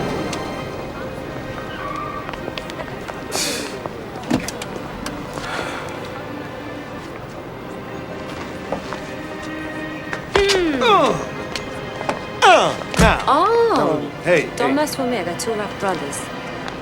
Oh, yeah? Yeah. Well, who do you think talked Mike Tyson, huh? Gus D'Amato. Gus D'Amato? Yeah, right, but when he died, I told him everything he knows. Oh, yeah? Uh-huh, that's right. Yeah, You right. would hit me with glasses, would you? Yes, I would. You would? All those good Italian boxes there are. Graziano. Yeah, Marziano. Come on, Lamata. Lamata? Yeah. Now, how's that? What about Muhammad Ali, huh? Hate Ali. What? Ali was a Muslim and preached hate all the white people. I'll kill you! I'll kill you! You ever talk about Muhammad Ali? You're a witch! You're a witch! I'll never stand for nobody to talk about the greatest Muhammad Ali. That's you what? Heretic! Witch! Okay, look. Game over. No. Game over. Give me my glasses. Let me have my glasses. Why don't you say please? I'm not gonna say please. That's not gonna stop me from being angry with you. Get your hands up! Put him up, I said! Get your hands up! Get your hands up! Back away! Get your hands up! Now! Get back! Move! Please separate yourself! To the wall! Against the wall, man! Against the wall! Right, let go of me. That's my boyfriend. That's my lover. What are you doing? I'm not a boyfriend. We're just lovers. I mean, no. We're just friends. This We're must just be some friends. kind of Look, mistake. Angel, just shut up. Just shut up, all right? Look, officers, she doesn't know what she's talking about. He wasn't trying to rape you! Assault you. No. What? You sure? Yes, I didn't do anything. Take the fucking gun from his head. Talk to me, man. What? This is just a big misunderstanding. That's all it is. Slow. Turn around. Slow. I was just making sure she got home safe. That's all I was doing. All right. Look, sorry about that. No harm, no foul. It's just that we got a call that a Afro-American male was attacking a Caucasian woman. You all right, man? Just a little excitement. What? No problem. What? Come on. What? Don't Give me a you reason. try Give me a it. reason, Don't man. you dare try Better luck it. next time, man. Excuse the What are you, intrusion. Have a crazy? pleasant evening. Take it easy, all right? I have your badge number. I will bring you up on charges. Shut up. You can be sure I'm going to report this. Shut up! What's the matter with you, huh? What are you doing telling them we're lovers? We learned today that Shannon Price allegedly sold pictures of Gary on his deathbed to a tabloid. Now, she has already been slammed quite a bit for what some say was her very cold 911 call in those frantic moments after Gary's accident that ultimately led to his death. And now this. April, I'm thinking if she did sell these photos, how unbelievably despicable, and I can't think of a single reason to justify it. Yeah, I can't either. And, just to think that your husband is, or your ex-husband, which we found out that he is dead, and then you're trying to sell photos and capitalize off of it. It's just really disgusting, and it doesn't help her at all because she's already in the doghouse. People are already perceiving her, saying that there may be something deeper. The parents of Gary Coleman are saying they think that she may have had something to do in it, although police have said she had nothing to do with his death. Yeah. But it certainly doesn't help her case any. Oh, and I, for one, said some things in her defense last week. I'm about ready to take all those back if this is true. Now, everybody's upset about this. We're upset about it. Gary's friend and former manager, who has just been named the executor of Gary's estate, he is slamming Shannon. Brooke, what exactly is he saying? AJ, Dion Mial sent an email to CNN today commenting on the reports that she sold the pictures. He says this: knowing Gary as well as anyone could have, I assure his closest family, friends, and fans that his disdain for this behavior would be unquestionable and paramount to any foregoing profession of love for Shannon that might have ever poured from his lips. And when asked today, Gary's ex-wife did not deny selling the photos. Carlos, we just learned late today that the Globe bought the pictures. And listen, I think if she did sell the photos, it is sickening, it is disrespectful. And if the Globe prints the pictures, it's going to be outrageous. What do you think?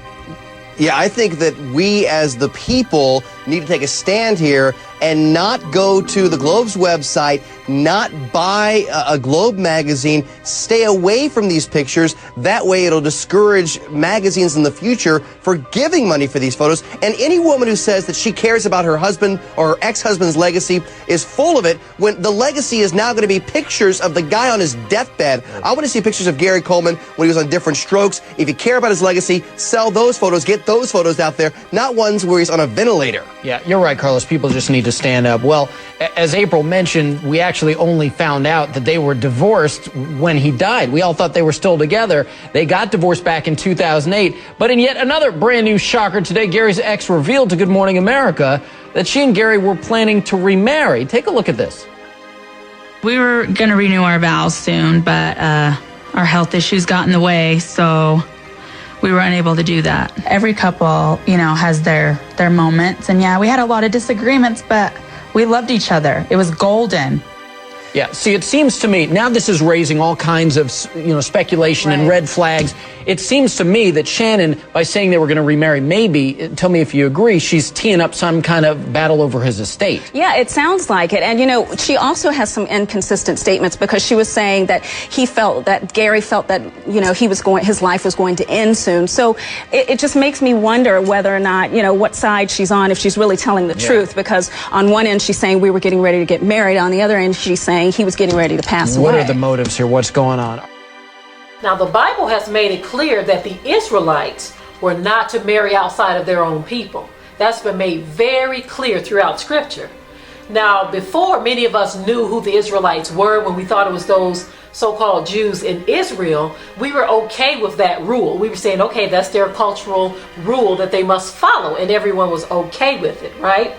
But now that the truth is coming out of who the Israelites really truly are, that it's the so-called black people who have been shipped into slavery all over the world, now all of a sudden everyone wants to rewrite what the Most High has already made very clear in His Word. As you see with the many scriptures we've brought out, and there's many more that we haven't even covered, the scripture makes it very clear that this actually angers the Most High. And because of this particular sin, certain judgments would fall on the children of Israel. Now, we have seen that happen. He said that marrying outside of our people and marrying the people of these other nations where He was going to disperse us, He said because of our disobedience, He was going to allow them to be a trap and a snare to us until we're destroyed. That's been made very clear. But yet again, most of us are like this. I don't care what the Most High says. I hear what it says, but I'm going to rewrite the meaning for that. I'm going to lean to my own understanding, and I'm going to say that it's actually hate to say that you can't marry who you love. Some of us get very angry and very bitter when we hear anyone talking about this, when really your anger is not against the person who's talking about it. You're really angry at the Most High. You're really shaking your fist at Him, saying, how dare you tell me who I can marry? And it's for these reasons that the Most High has continued to pour out His judgment on us. I mean, this is not the only thing that has caused us to be separated from our Father. This is one of many things. And as we saw in the passage in chapter 30 of Jubilee, the book of Jubilee, the Most High said, I'm never going to change my mind on this. This is a rule that I'm not going to change my mind on. And so we as a people, we've got to come to terms with what the Most High says and walk in obedience, or He will continue to judge us for the sins of our forefathers and our current sins in disobeying His laws. Ezra chapter 10, verse 3 and verse 10 through 11. We have trespassed against our God and have taken strange wives of the people of the land. Yet now there is hope in Israel concerning this thing. Now therefore let us make a covenant with our God to put away all the wives, and such as are born of them, according to the counsel of my master, and of those that tremble at the commandment of our God, and let it be done according to the law. And Ezra the priest stood up, and said unto them, Ye have transgressed and have taken strange wives to increase the sins of Israel. Now therefore make confession unto Yahuwah God of your fathers, and do His pleasure, and separate yourselves from the people of the land, and from your strange wives. Furthermore, we have to recognize that women live longer than men. So if I, as an African man, marry a European woman, or a Chinese woman, or an East Indian woman, or an Arab woman, whatever wealth I accumulated in my life, when I die, my wealth goes over to the woman of that race.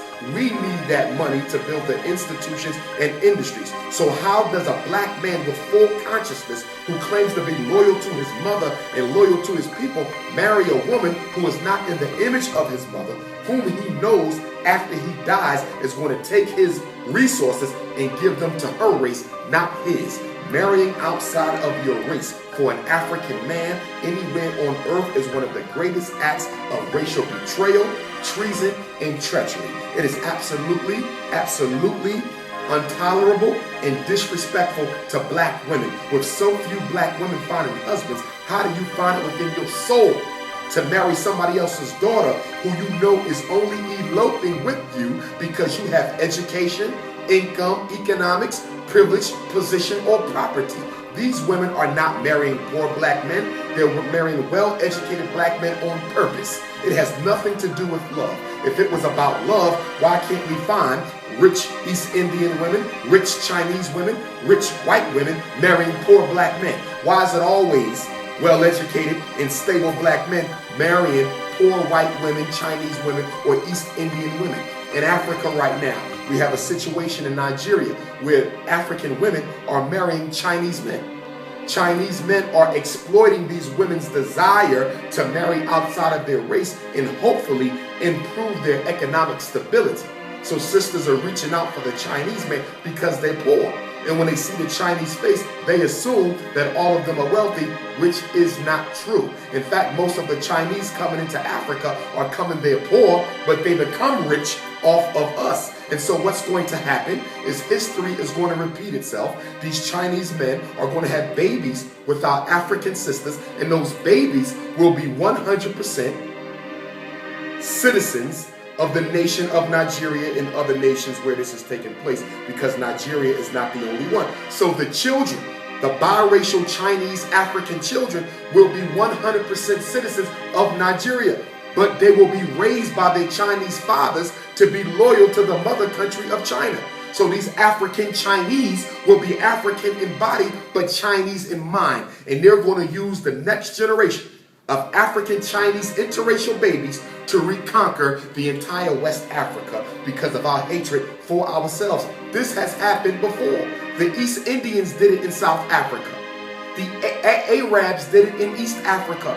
This has happened before. The white man did it all throughout Africa, mixing with our children and using the babies, the biracial offspring, the psychologically confused offspring, to work in the interest of the country that rules.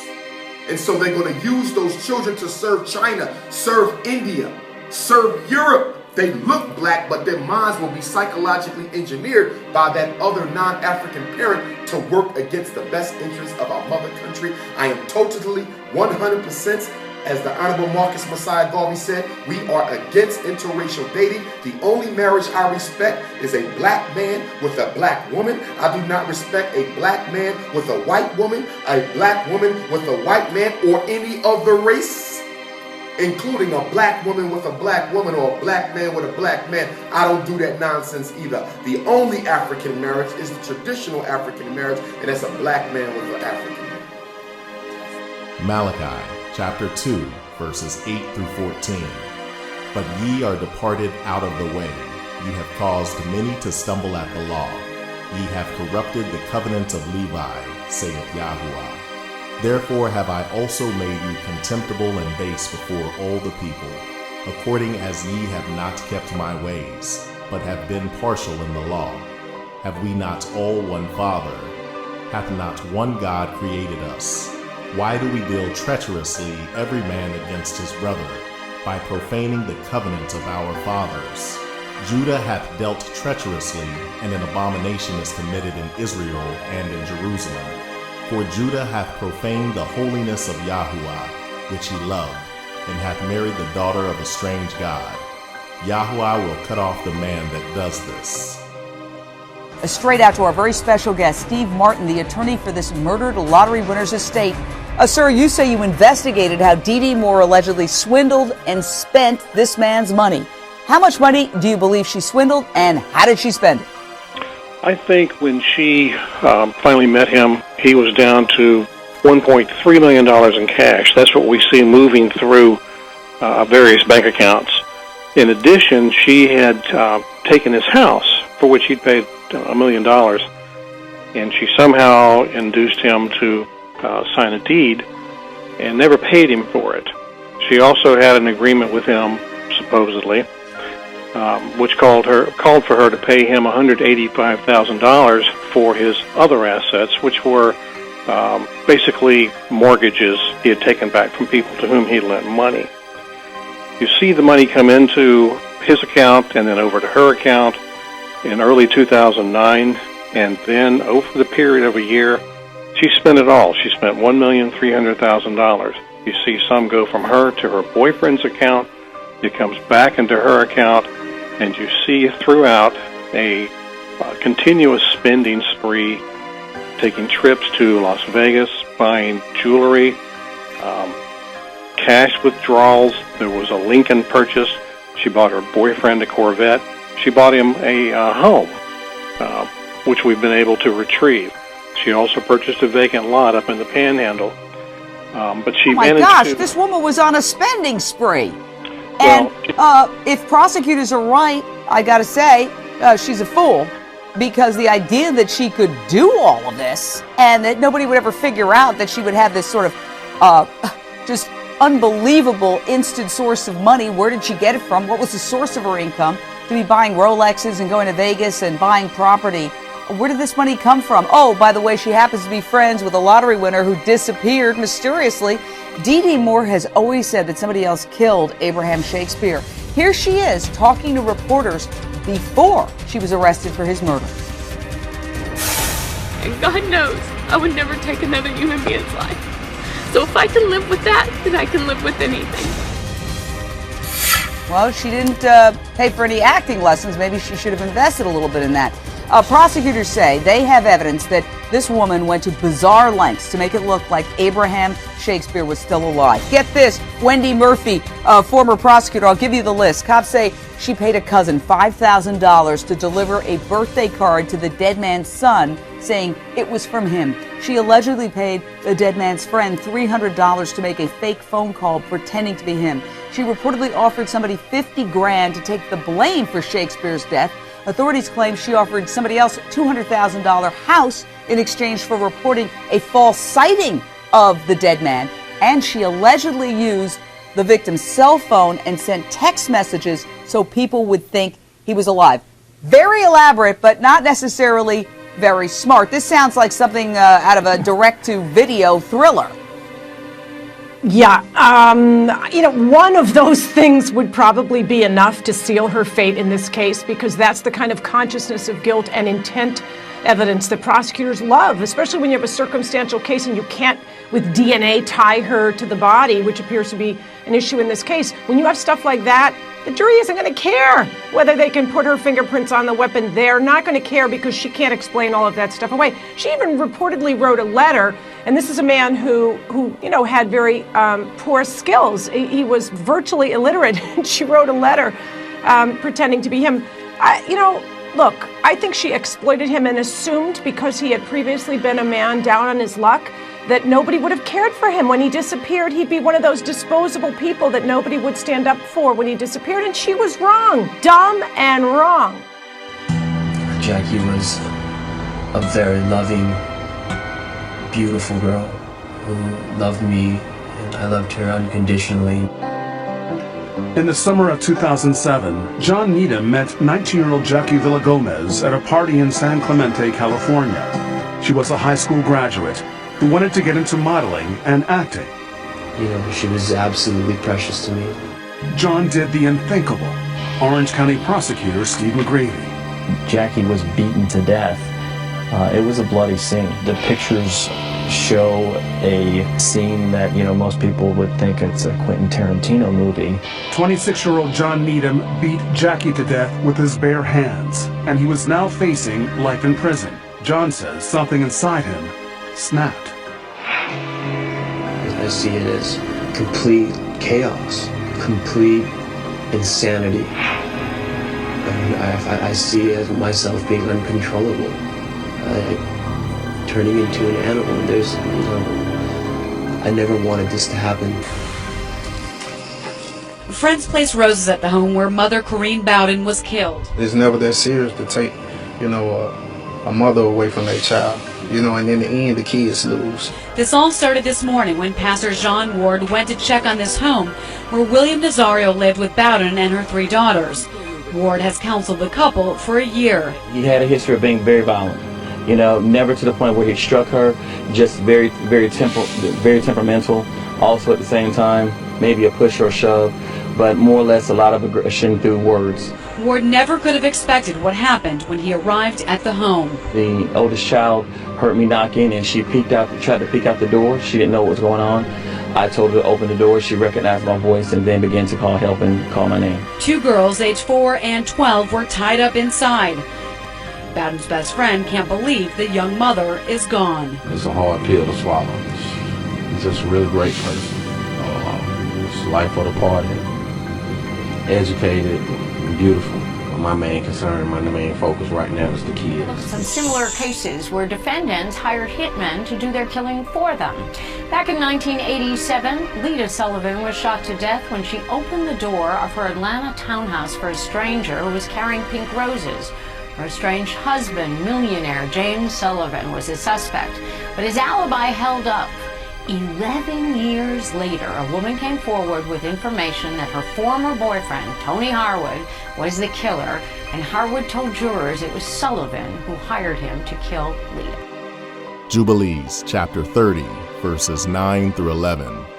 For thus has it been ordained and written in the heavenly tablets regarding all the seed of Israel. He who defileth it shall surely die, and he shall be stoned with stones. And to this law there is no limit of days, and no remission, nor any atonement. But the man who has defiled his daughter shall be rooted out in the midst of all Israel, because he has given of his seed to Molech, and wrought impiously so as to defile it.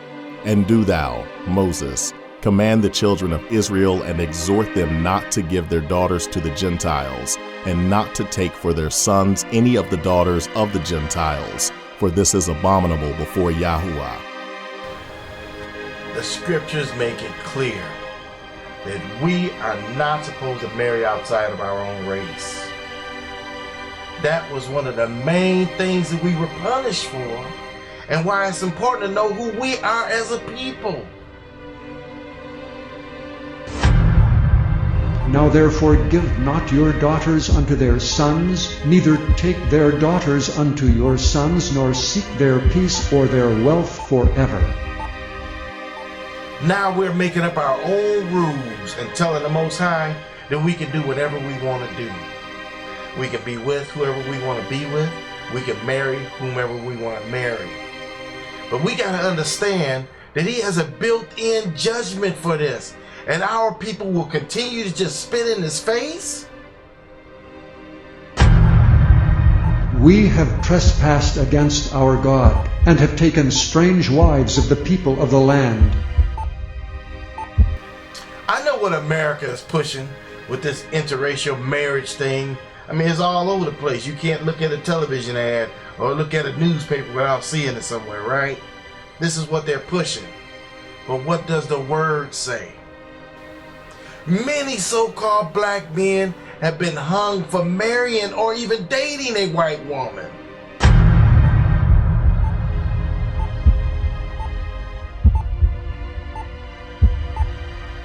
Now, my question to you is, since we know what the word of the Most High says, and we know what the punishment is, and we know what the solution was for back then, it's the same solution now.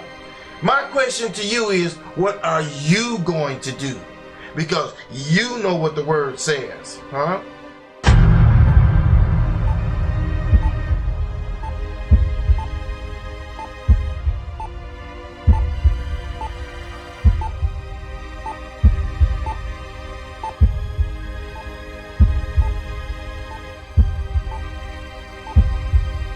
Jubilees chapter 30 makes it clear that even your soul is at stake. Now, what are you going to give in exchange for your soul? Many of us are literally just telling the Most High to just mind His own business. This is not an issue of racism, but an issue of obedience in which we've just chosen to ignore the Most High. This is why He said these other nations would be a trap and a snare unto us until we are destroyed for choosing to be disobedient. And by disobedient, the word clearly tells us not to marry other nations, but we choose to do that anyway. And if you look throughout history, especially here in America, since we've done that, it seems as though our communities have been destroyed for doing that.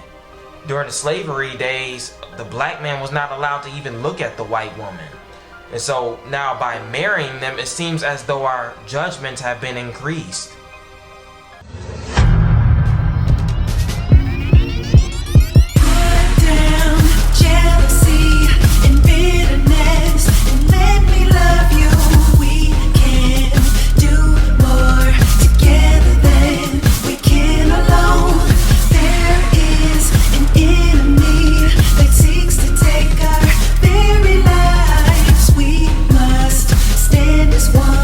Strength of Yah will help. the yeah will help us fight the war. Come on, let's work together. What the heck we fighting for? Stop and challenge yourself. Care for somebody else. We've all been through some hell. That doesn't mean sit back and let the enemy prevail. Killing, scheming, plotting, that's the way of the heathen. They wanna stop us from breathing, continue to see us bleeding. Put your differences aside and start leading, teaching, loving, reaching those who may not believe the exact same thing. Put your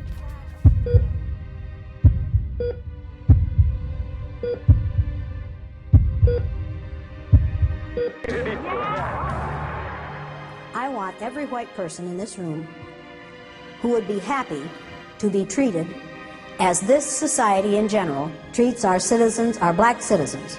If you, as a white person, would be happy to receive the same treatment that our black citizens do in this society, please stand. You didn't understand the directions. If you white folks want to be treated the way blacks are in this society, stand. Nobody's standing here. That says very plainly that you know what's happening. You know you don't want it for you. I want to know why you're so willing to accept it or to allow it to happen for others.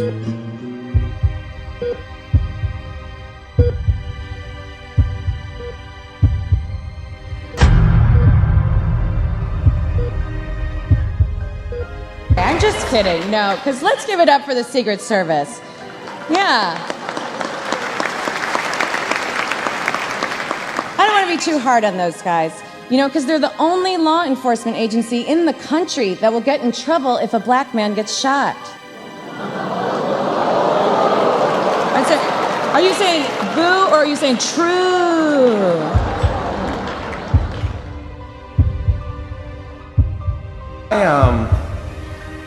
You know, this is an interesting conversation we're having because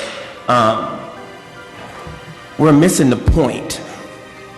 The point is that the data and the research and the information points to a disproportionate amount of discrimination, prejudice, and racism on the way this law is enforced. He said racism. Law is enforced. Now, Alderman Puente just made an interesting point that if you have XYZ amount of marijuana on you, it's illegal and X, Y, and Z happens. Well, the data tells us that the same amount of white people, the same amount of Spanish people, the same amount of all kinds of people have the exact same amount of marijuana on them. But it comes down to the discretion of a police officer. So the point is, it's not being enforced properly.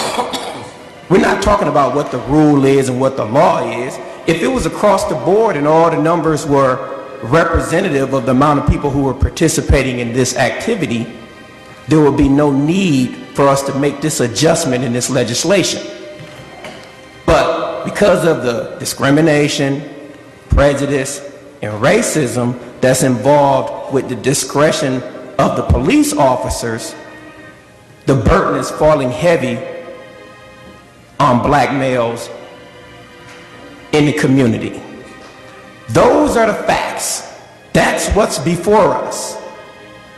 So all of the other rhetoric that we're talking about are not the issue. The issue is, let's make the numbers proportionate. Let's make the issue marijuana possession. Let's make that the issue. That's not the issue. The issue is discretion among the police department, discriminating against a certain segment of society. Now, I have a real concern about the reality, because we're looking at the numbers and the statistics, and it's telling us the reality. The reality of treating black males unfairly is okay. But we all know that's a national crisis right now. It shouldn't be okay to treat anybody unfairly.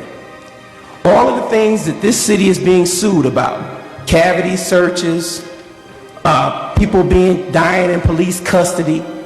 If this was happening to any other segment of society, could you imagine how we would be feeling if it was female Europeans cavity searches? Do you know what our reaction would be? We'd have to close down the universe. What if it was white males who were getting shot accidentally by black police officers throughout the country? Would that be something that we would be able to sweep under the rug? It's a national crisis. What we're talking about right here is doing something very minute to deal with what the national crisis is, which is the reality in this case, that it's okay to treat black males unfairly, even though we got all this data, all the statistics, all the numbers. And we're going to sit in this room and act like none of that matters.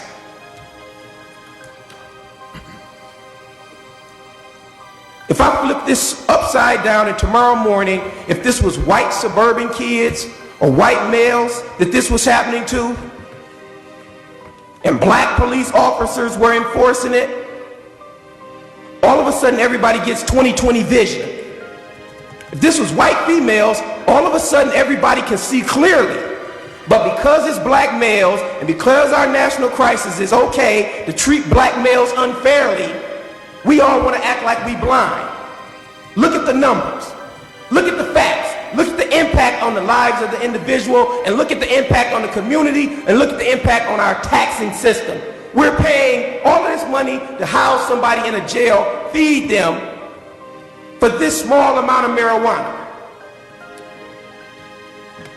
Let's stick to the facts. We're just trying to adjust something that's out of whack. But we got a bigger crisis to deal with. It is not okay to treat black males unfairly. It is not okay to treat anybody unfairly, especially when we have the facts and the data in front of us that's telling us that it's unfair. Wake up.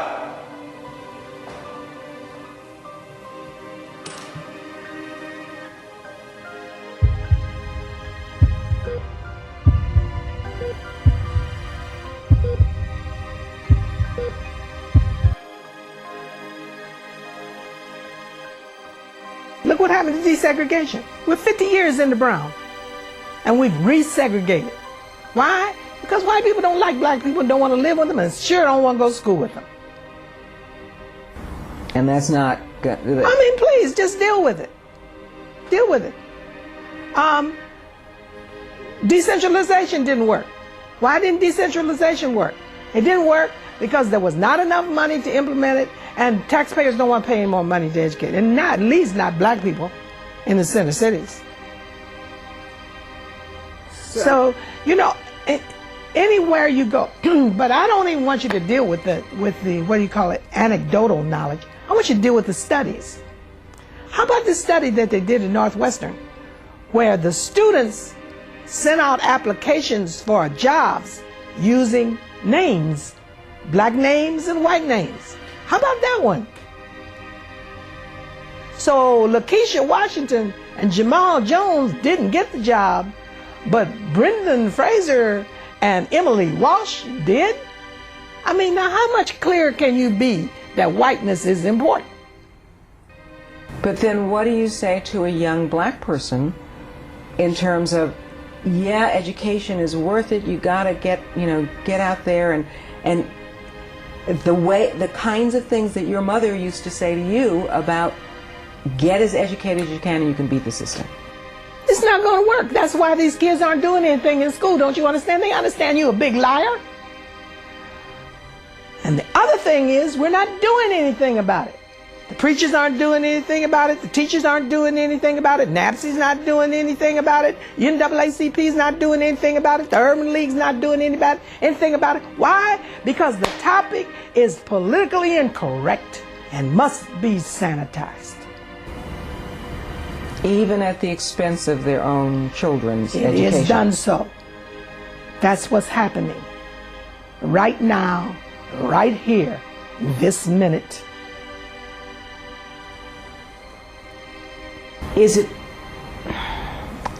We don't have the courage that our people had during Jim Crow.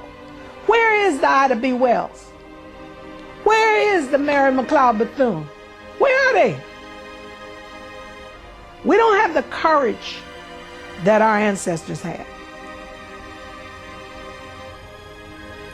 Why not? It would seem that it doesn't take as much courage to step out there and fight the battles. But it does. It does? Oh, yeah. Even though on the surface, at least a lot of young people seem to feel, you know, things are, even young black people seem to feel, things are really so much better, and there's really not that much of a difference in terms of the way the races are being treated, and it really is a meritocracy, and you know, it'll all work out in the end. That'll come out in the wash. My son has a PhD in animal science genetics. He can't get a job in any university because they choose Chinese. Now, why do they choose Chinese? Because they're cheaper. The stranger that is within thee shall get up above thee very high, and thou shalt come down very low. He shall lend to thee, and thou shalt not lend to him. He shall be the head, and thou shalt be the tail. If you look at our communities, this is what you'll see. Every nationality have moved into our neighborhoods and set up all types of businesses. Arabs have started grocery stores, auto repair shops, and liquor stores. Hindus have set up motels and gas stations and small restaurants. Mexicans have set up restaurants and landscaping companies. The Chinese have set up restaurants and hair product stores. Any nationality can come in our neighborhoods and start any type of business they want. But our people can't even start a lemonade stand. They call us liquid money because we won't even support our own, neither do we desire to. In our neighborhood, there was a corner store owned by Arabs. And I remember they had a 16-year-old daughter. It was our money, the money of poor blacks patronizing their store, that put their daughter through college and law school. She's a lawyer to this day.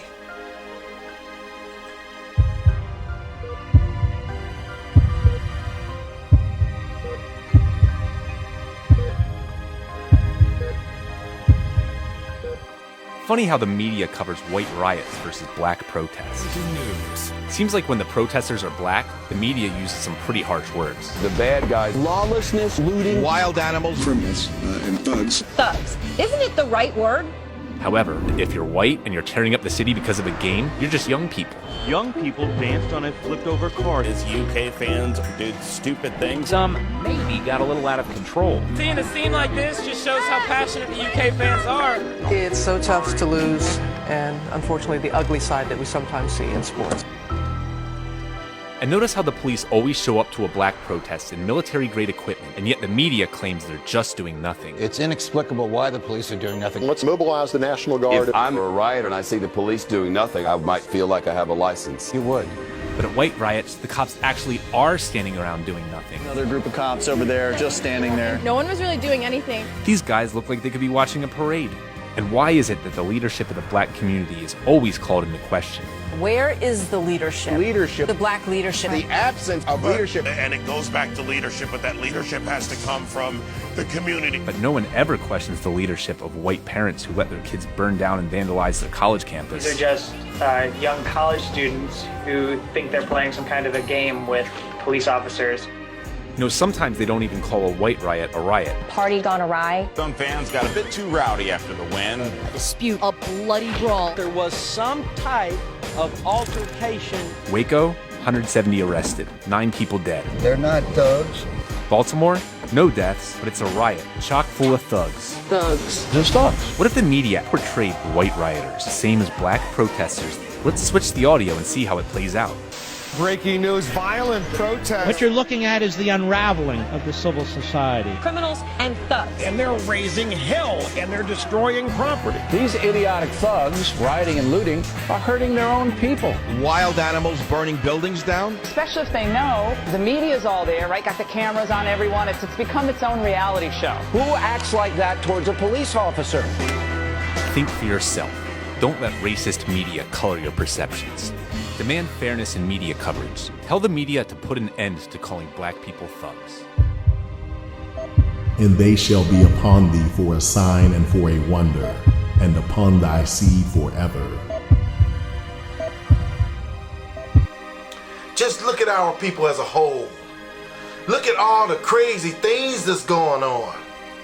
We pass down from generation to generation problems and curses. Other people are inheriting cars, houses, land, businesses, but we pass on our drug habits, alcoholism, whoring and whoremongering, crime and poverty to our kids. The curses of the scriptures are a sign upon us as a people. This is why the world feels that they can do whatever they want to do to us, because they see how the Most High of the heavens is allowing all these things to come upon us as a people as a result of our disobedience and sin against the Most High. That's because we are the children of Israel. Thy sons and thy daughters shall be given unto another people, and thine eyes shall look, and fail with longing for them all the day long, and there shall be no might in thine hand. Millions of families were broken up during slavery. Children were often sold to other plantations far away, and their parents never saw them again. And they have cast lots for my people, and have given a boy for an harlot, and sold a girl for wine, that they might drink. It is a fact that in the 17th and 18th centuries, African slaves were traded in the Caribbean for molasses, which was made into rum in the American colonies, and traded back to Africa for more slaves. That's rum traded for slaves, just like the scripture said.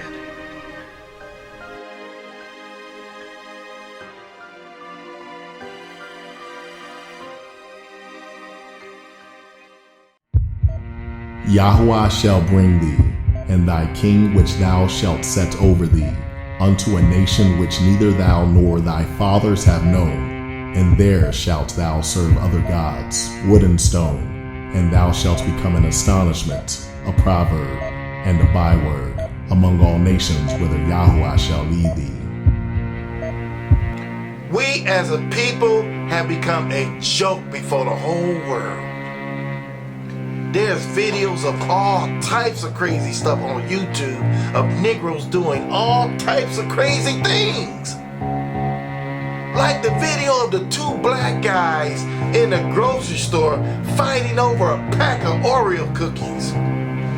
Or hundreds of blacks lining up at a store for the new Air Jordans. They call us what? Niggers, porch monkeys, coons, jungle bunnies. How many other names are there out there that they call us? They have funny proverbs like, if you ever want to hide anything from a black man, hide it in a book. It's like the whole world is laughing at us.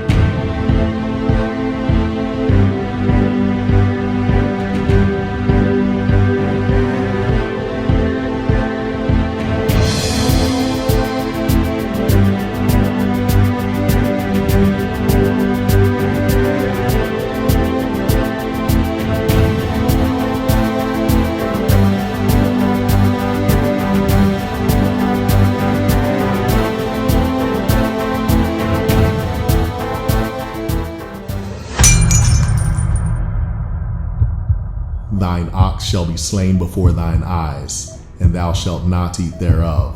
Thine ass shall be violently taken away from before thy face, and shall not be restored to thee. Thy sheep shall be given unto thine enemies, and thou shalt have none to rescue them.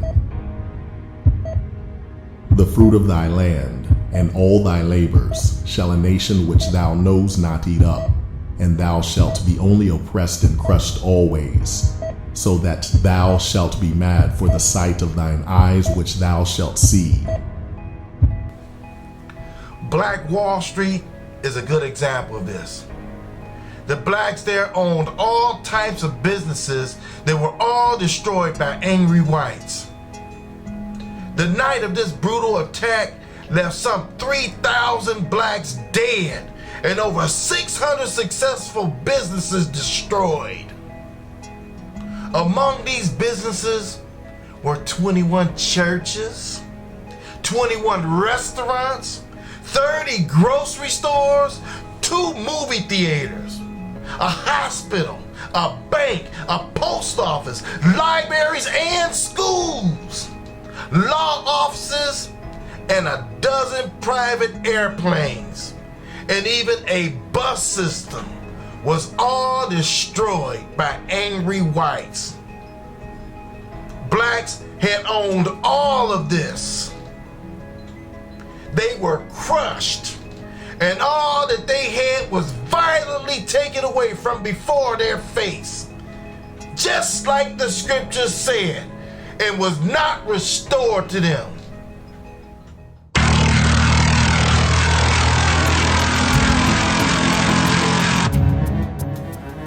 Our communities are fully controlled by individuals who are not concerned about the well-being of our men, women, children, young or old.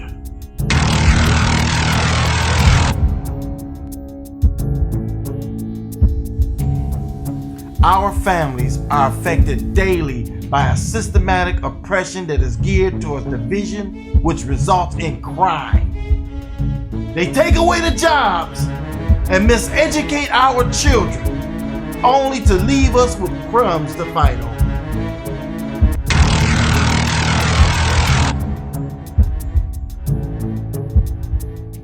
In the 1980s, they dropped a crack bomb on our so-called black communities around the entire country.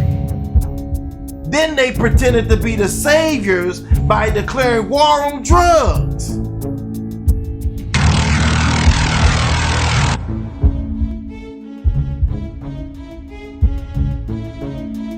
They essentially created the supply, which created the demand after our people became hooked on their drugs.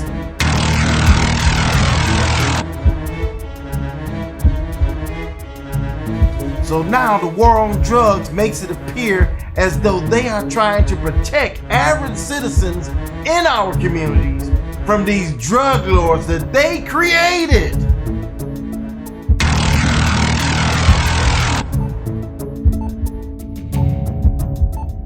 They use this so-called drug war to justify locking up our young men for what? Minor offenses like possession of marijuana, only to enter them into what? The prison for profit pipeline.